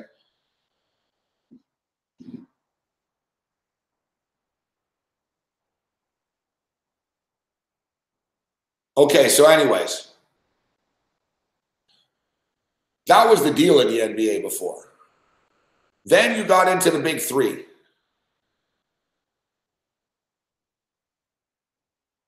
It was LeBron. It was Miami was the first big 3. They coined it. That was them, the big 3, right? So they were the first team that really was like, oh, fuck, all right. They got 3 stars. It's tough to deal with. They got 3. Now you look, the Golden State Warriors have 5 guys. You know what I mean? Now, Boogie Cousins isn't playing right now, but when they have DeMarcus Cousins back, they're going to have 5 stars. Like, you got Klay Thompson, Steph Curry, Kevin Durant, Draymond Green, and DeMarcus Cousins. You look at some of these other teams. The Toronto Raptors don't really have stars, but they're freaking deep. They've got relentless, 10, 12 guys that can play. Very good. Teams are deeper now. So where I'm going with this is back to San Antonio is having LaMarcus Aldridge and DeMar DeRozan, you're not going to win shit. You're going to be 8-8. And it's not their fault. DeMar DeRozan's scoring 28 points a game. What do you want him to do? He's scoring 28 points a game. LaMarcus Aldridge scores 24 a game. All right, that's 52 points. You don't win in the NBA scoring 52 points. Right? Somebody else, you guys better get something. Otherwise you're going to lose every night. DeMar's dropping 32 and he's losing and shit. If I'm the Spurs, I don't know. They know this. Popovich is not a dumb guy. He knows. I don't know why. Their point guard got hurt, but where I'm going with this is the San Antonio Spurs need John Wall. And John Wall needs the San Antonio Spurs. John Wall needs to be saved. John Wall's an elite player, but he's not in an elite situation right now, and it's not going to get any better. Nothing's going to change in Washington. He needs to get out of there. They need to get rid of him. It's a win-win for everybody. If I was San Antonio, I would do it. Then you can compete. You know what I mean? If you have John Wall, LaMarcus Aldridge, Gasol, and DeMar DeRozan, at least you're competing with Portland and Houston and shit. You're in the mix in the West. You're in the mix. You're not a favorite or anything, but you're in the mix. You can compete. As it is now, they're in tough. The Spurs need to do something.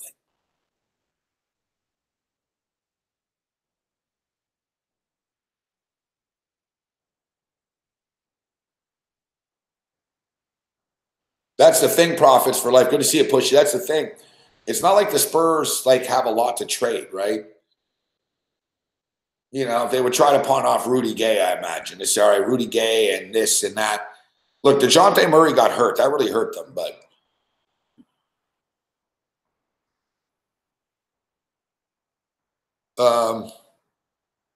so they're hosting the Grizzlies tomorrow. I think the Spurs could win this game. They're 6-2 at home. They've had a rough run, the Spurs. Seems like the Spurs were on the road for a while.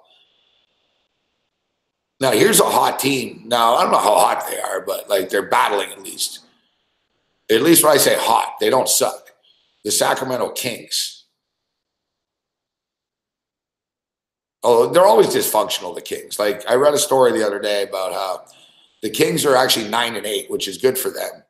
Yet Vlade Divac is pissed off at the coach.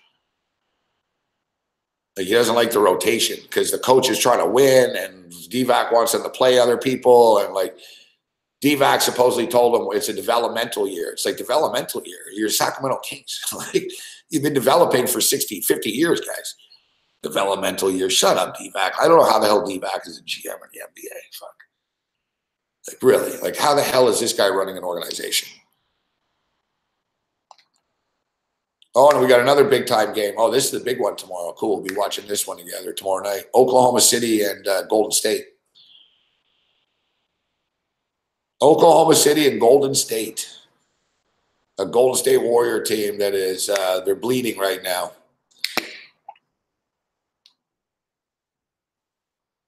You know, I'm a Westbrook fan.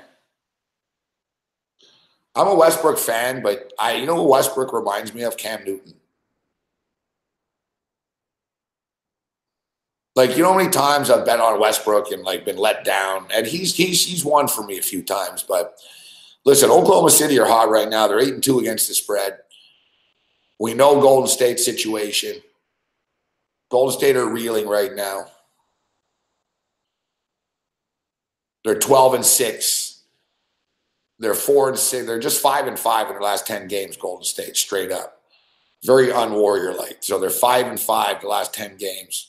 4-6 against the spread. The thing is with the Warriors, though, is they are 8-1 at home. They are 8-1 at home. And the spread in this game is -1.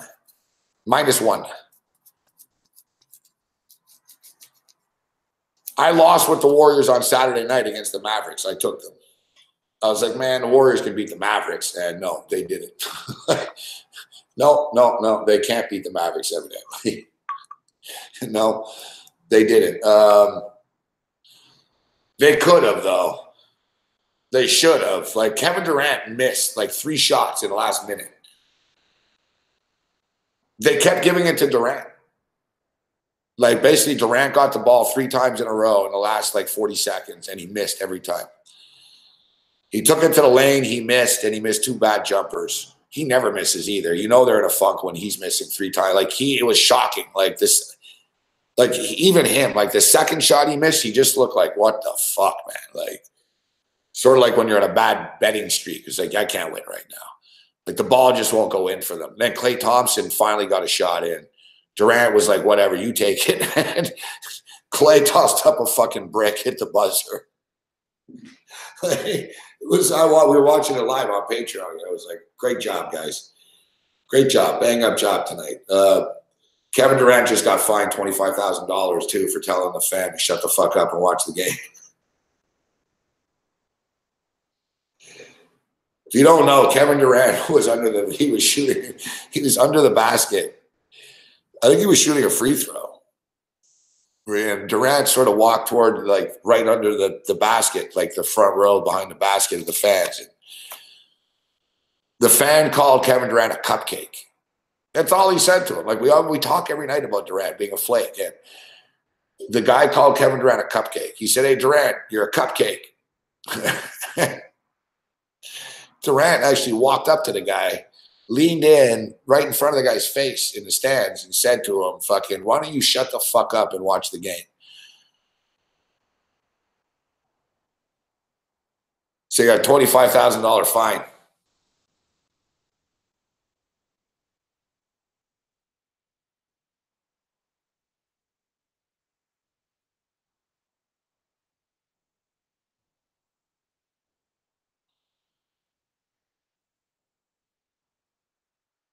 Sonny, what up, Sonny? That was disgusting, says Sonny Vega.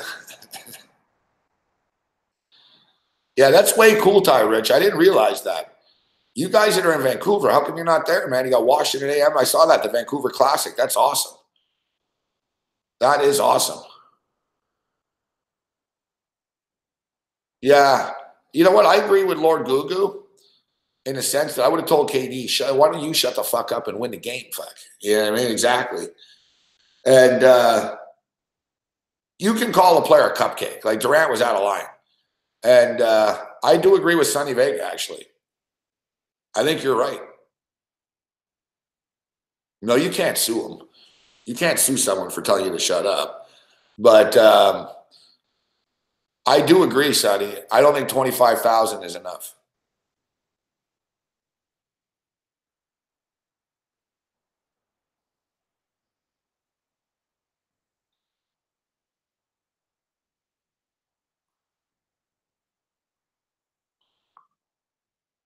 I don't think 25,000 is enough. The guy's a paying customer.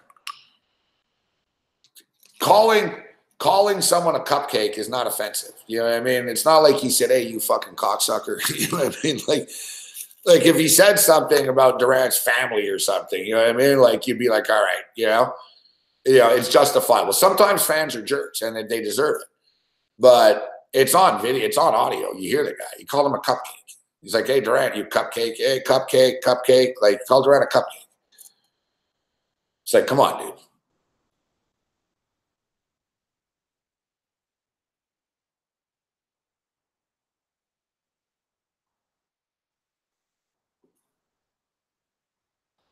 Nah, but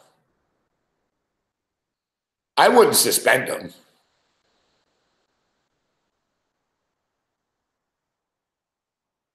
I wouldn't suspend him. I would have fined him more though. I would have fined him 100,000. Yeah, they're rich. I would have sent a message to the players. Listen, don't fuck with the fans. Like if they're calling you a cupcake or whatever, like that's what, you know, they're paying your salary. That's the whole thing. Like, you know, when people say like the cops or the people like in public service, I'm paying your salary. You're not really paying your salary. You know what I mean? But like in the NBA, you are. Like, you know, in the NBA, you are. Like you are paying money to go in there. You're paying their salary. It doesn't give you a right to be an idiot. Look, I got a yellow card at a Raptor game at MLSE before at Air Canada Center years ago. I got a warning, and where the next one I would be kicked out. And I wasn't even out rowdy. The NBA, you can't get that crazy. Like football, you can say whatever you want, fuck, right? No one cares. But NBA games, like it's, especially when you're down low. I was at a Chicago Bull Raptor game and I was courtside. I was literally in the front row. I was with Richard Garner, and I mouthed off at the ref a few times. I didn't say anything like really offensive because I knew they were watching me, but the second time, basically like the third or fourth time that I said something to the ref, they warned me, and then I did it again. I said something to the ref again, and then they gave me the fucking warning, yellow card warning. And then they were like, one more. They said, if you're disruptive again, you're going to be asked to leave. And then last year at the playoff game against the Cavaliers, I didn't get a yellow card. I got told to stop going so close to the court, but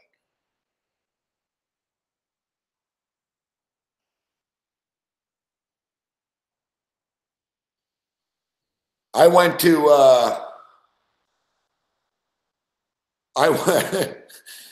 it was funny. I went to the Raptors bench though. We were near the Raptors. I was with Sonny. We were behind the basket, but we were near the bench. So I went like behind the Raptors bench. I started yelling at Jonas Valanciunas.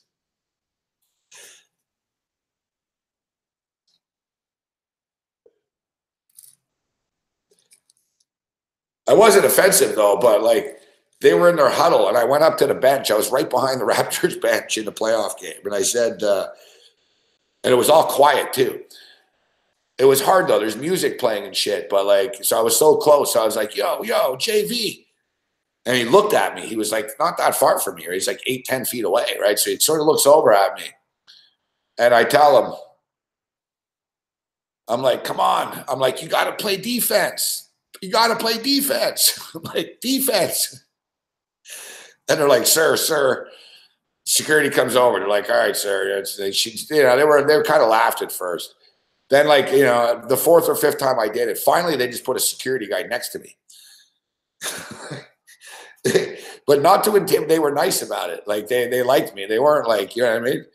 But like, so I couldn't run down. They put the security guy, like they sat a security guard on the steps next to me. So I couldn't run down the stairs.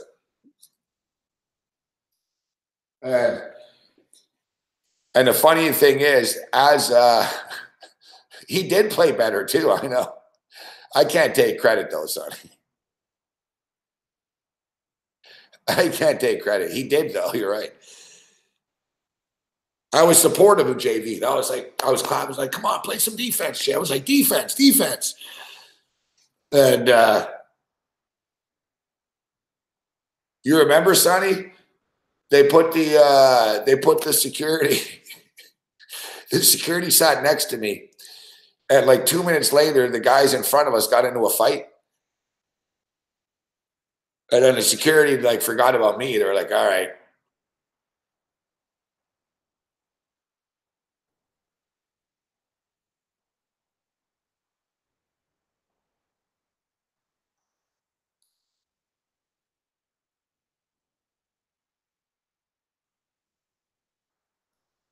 There used to be a guy.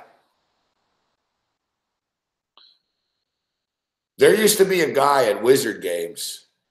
There used to be the NBA. He was the NBA heckler of all NBA hecklers. He was famous. Like, and same thing. Like they used to have fun with it. Like he used to sit right behind the visiting team bench and just fucking chirp them all night. And Charles Barkley actually was the one who put it in. Like they finally shut the guy down. They said, we're going to take your season tickets and shit. Let's see. The Washington Bullets heckler.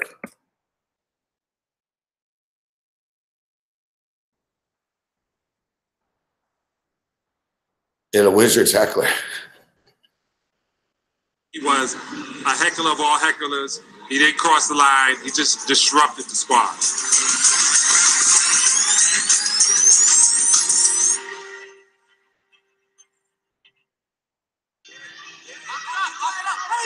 Turn out the lights, the party's over. Than their opponent. I love being the enemy. Would have during time. Or sections did the people who sat with me at the games. I'm trying to find a clip of him. There's some funny shit, man.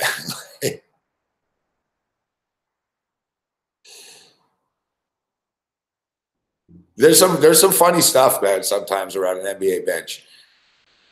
Like sometimes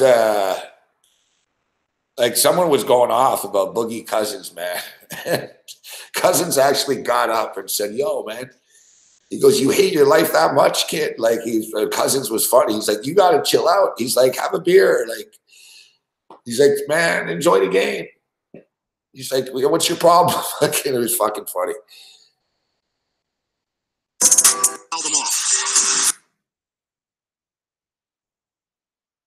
Yeah, but one of the guys, like, the dude got into it with Kobe pretty good. Yeah, Robin Ficker.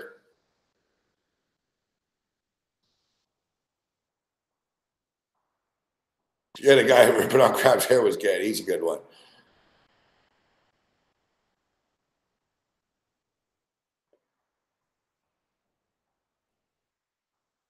That's a good point. It's a good point by Drew, too. It's a good point. Like, Drake can say whatever the hell he wants. Fuck, Drake's like kicking vodkas over on the court and shit like that, mouthing off to John Wall while the game's going on. And they don't, The Raptors did. Supposedly the Raptors told Drake to chill out. Only because, like, Drake actually had a negative effect on it.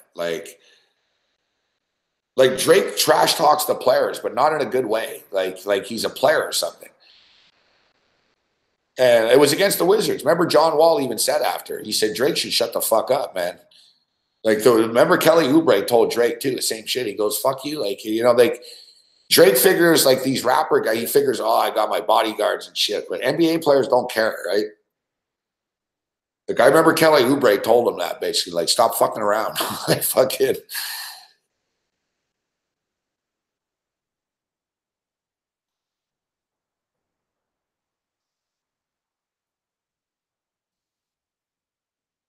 No, I talked about Kelly Oubre on the show today. Cam asked me, he said, who do I think will be the one to snap once and for all on the Wizards? Like, because I said someone's going to get shot at one of their practices soon. And San Diego Toreros beat Colorado. And I said Kelly Oubre Jr. will be the one. He's a good kid, but he's like, he's got a temper. And like he's just sort of one of these dudes where he's going to be all quiet until he isn't, and he's going to throw a basketball at someone's head or something. Like, I'm telling you, like they were saying too, like out of the blue, he just erupted and started fucking freaking out at Brooks the other day in a practice. And you remember last year, he threatened to fucking kill or shoot fucking Anunoby. He had to walk it back after. He was like, no, it was a figure of speech, but I don't know if it was a figure of speech. Remember he said, I don't play like that. You want to fucking meet me after? Like,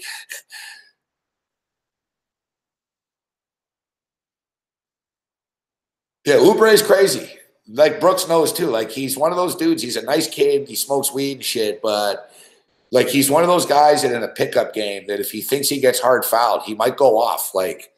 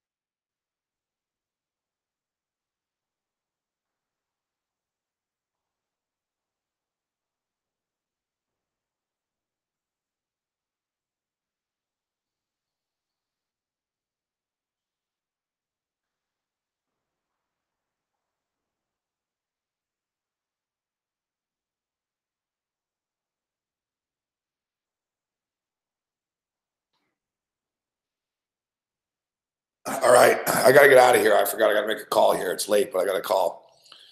I feel bad, though. Mike Cardenas asked about the football. If you're still here, Cardenas, so we talked about the football with Jeff, but on Turkey Day, we're leading with all the underdogs.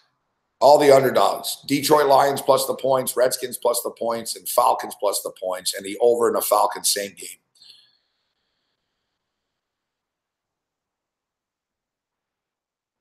So yeah, I got to get out of here. We'll have a really funny story on the Patreon show this week. And if you're a Patreon of mine, you're going to be really happy. I'll have an announcement to make next week. But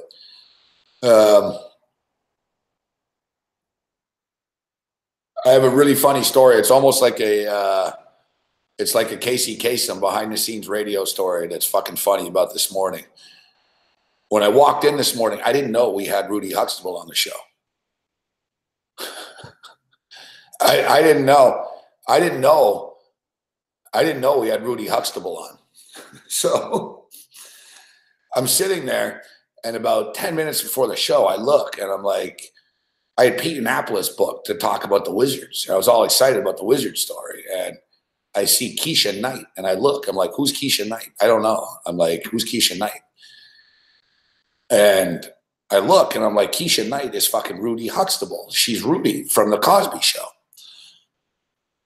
So it was one of these deals where I said before, like right before, I was like, I said, I can't have Rudy Huxtable on. I said, what am I going to, number one, like I said, it's out of control with these fucking actresses and shit. All right. Like fucking, so I'm like, I said, no more. I'm not interviewing these people anymore. Like, I'm not, but basically he's like, well, we can't stiff fucking Rudy Huxtable. We can't like not take her. Like, you know what I mean?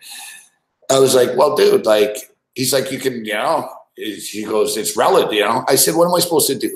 Ask her fucking if Bill Cosby ever tried to rape her? I said, it's depressing. I said, this poor girl, she's on the Lifetime Network doing a Christmas movie. And what am I going to ask her about Bill Cosby? And I said, it's awkward. Like so it was like 2 minutes before we're going on, I started yelling and she was like, Casey. I'm like, for fuck's sakes, don't fucking book fucking Rudy fucking Huxtable. And I had a great line. In the heat of the moment, I'm like, I said, for fuck's sakes. I said, who are we going to fucking have on tomorrow? Fucking Sponge fucking Square fucking Pants fucking Bob? I'm like, what the fuck is this? I'm like, am I the Ellen DeGeneres fucking show?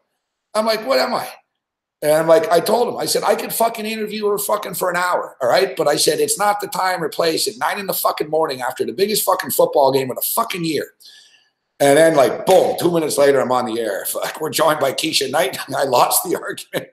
We're joined by Keisha Knight.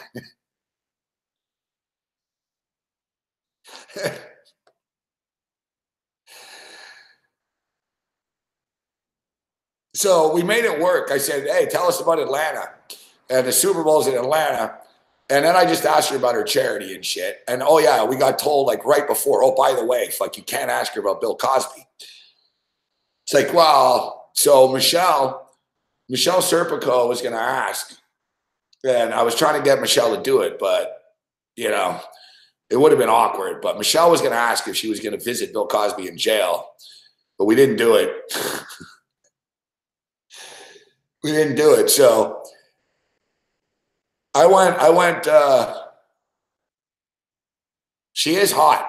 So I fucking went through this big fucking thing, all right, today about no more and like fucking sports guest only and fucking. So the deal is though, this big talent agency, they watch the show and they like me. And they're all like, he told me, he goes, they like the show. And he goes, they keep giving us, the guy told me, he goes, he's got 1 million more guests for us. And he goes, trust me, some of them are sports, there's coming. And so I'm like, all right, whatever, bro. I'm like, okay, you know, whatever. He's like, you know, syndicated radio and like, you know, it's Rudy Huxtable and fucking. So I'm like, whatever, bro. I'm like, whatever. So it was this big thing. And I told him, I said, listen, I said, from now on, you got to fucking let me know, like before these guests, like you got to let me know and I'll give you the go ahead or not. Right. So lo and behold, right away, my phone starts ringing today and I don't answer. I didn't look. Fuck. I was busy. So my phone's ringing and it keeps ringing like 3-4 times in a row. So finally I'm like, oh, fuck, what is this? So I look and of course it's Bones. I'm like, fuck. I'm like, oh boy, you know, what's going on now? So I fucking call and he goes, listen, that's what I told him. I said, just because we could get her doesn't mean we got to get her. So I went through this big thing about the actors and shit. And lo and behold, I get the call today for tomorrow's guest. And we're already stacked tomorrow. But I couldn't say no to this chick because she's so hot. So, yeah, tomorrow morning we've got Vivica Fox on. Man, my ex-girlfriend would fucking, you know, she'd probably want to marry me now. Fuck, I show her, look who I have on. Fuck. So Bones is like, he's like, what about Vivica Fox? I'm like, what about her? Fuck. That's what I said. I'm like, what about Vivica Fox? He goes, well, you know, she can come on the show tomorrow at 9:10.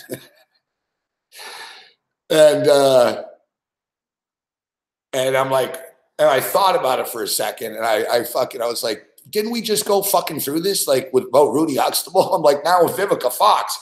I'm like, who's next? Oprah tomorrow? Like, so why am I suddenly the black actress fucking go-to? You know? But the thing is, he sent me an email of the bio, and she's just too fucking hot. So I had to say yes to Vivica Fox. You can't say no to Vivica Fox. You can't say no to Vivica Fox.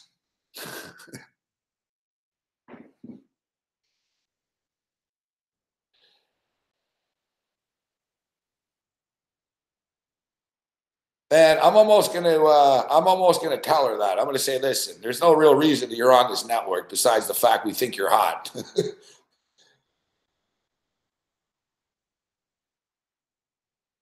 The best is, dude, I wish it would have been so funny if we recorded this, man, in this argument. I said, I'm fucking just bitching. I'm like, man, I'm like, who are we going to get? I said, what, Kermit the Frog? I'm like naming all these people. I'm like, Rudy Huxtable. I'm like, what are we going to get, Hannah Montana? And I'm like, I was going on and on, fuck. And Bones is like, all right, I get it, fuck. The best is Bones. Bones says, I did this for Corey. And he goes, Corey always talking about the Cosby Show. I did it for Corey. And Corey fucking says to Bones, he goes, so you booked fucking Keisha Knight because I'm black? He goes, what do you mean you did it for me? He goes, I got nothing to ask her. It was the funniest shit ever. Bones is like, I did it for Corey. It's Rudy Huxtable. And Corey's like, why would you do it for me? Because I'm black. It was fucking... It was fucking gold.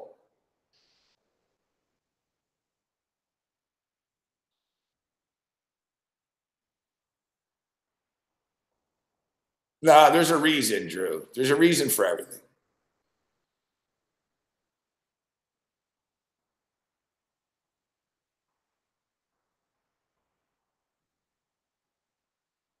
I'll take Duke tomorrow.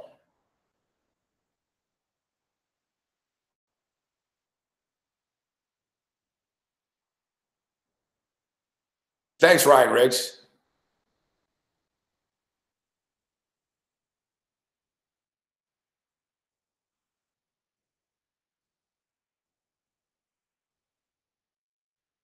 I've always liked the awkward interview, but we used to do the awkward interview, but it was more like it was easier. Like to get, you know, when you get these mainstream people, you can't get all like crazy with them. Right? Like, you know, when I used to be on Sirius, I used to have like real D-list fucking guests on, man. It was fucking funny shit, though. Like we'd have Lindsay Lohan's father on and he'd threaten to beat up Perez Hilton. You know, like that was funny shit. We had Kato Kalin and fucking, we had like so many just fucking stupid guests, but it actually worked because it was serious. It was on Sirius, like, you know what I mean? I asked fucking stupid questions, right? Funny questions, basically. You know, like fucking with Lindsay Lohan's father, I was like, what's the deal? I was like, your daughter, like, you know, I was like, what's the deal with your daughter, man? She's out of control, bro. Fucking, he's like, you know, I was with her last night, Gabe, and that Perez Hilton, I'll beat the shit out of him. It was just funny shit, right? Like, you know, you can do that. It's sort of like Howard Stern. You get celebrities on and you ask them stupid shit, but you get a celebrity on and they're like, you know, and it's mainstream. You're in a box, right?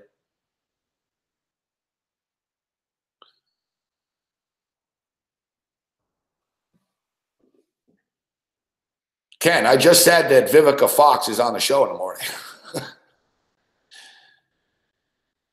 So speaking of which, yeah, I got to get out of here. Tomorrow's going to be a real circus. Fuck. We've got Vivica Fox. We got Vivica Fox, Mick Aussie. Like, what other show are you going to get that? Like, poor Vivica Fox. She doesn't even know, like, her career. Like, she's on the same show as Mick. Mick Aussie's going to go to town with this. This is going to be in Mick's fucking bio for the rest of his life. He appeared like he's a guest on the same show as Vivica Fox. Like, welcome to the morning after, starring Vivica Fox, Mick Aussie,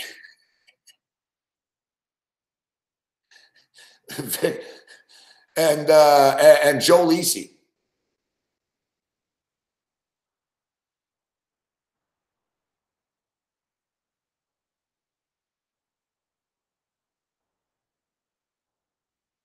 Yeah, Clam Chowder will be at the, oh, look, Gonzaga came all the way back.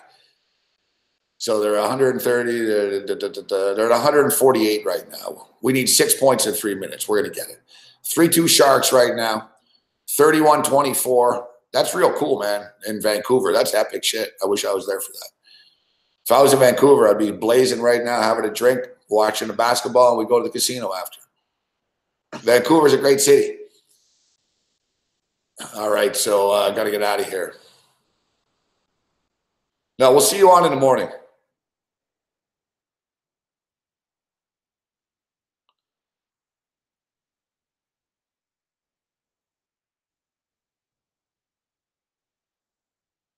We'll see you on we'll see you in the morning. We'll be on at 9 o'clock. Football. Oh yeah, Michelle Serpico's weather report is tomorrow too. So it's gonna be a real fucking circus tomorrow.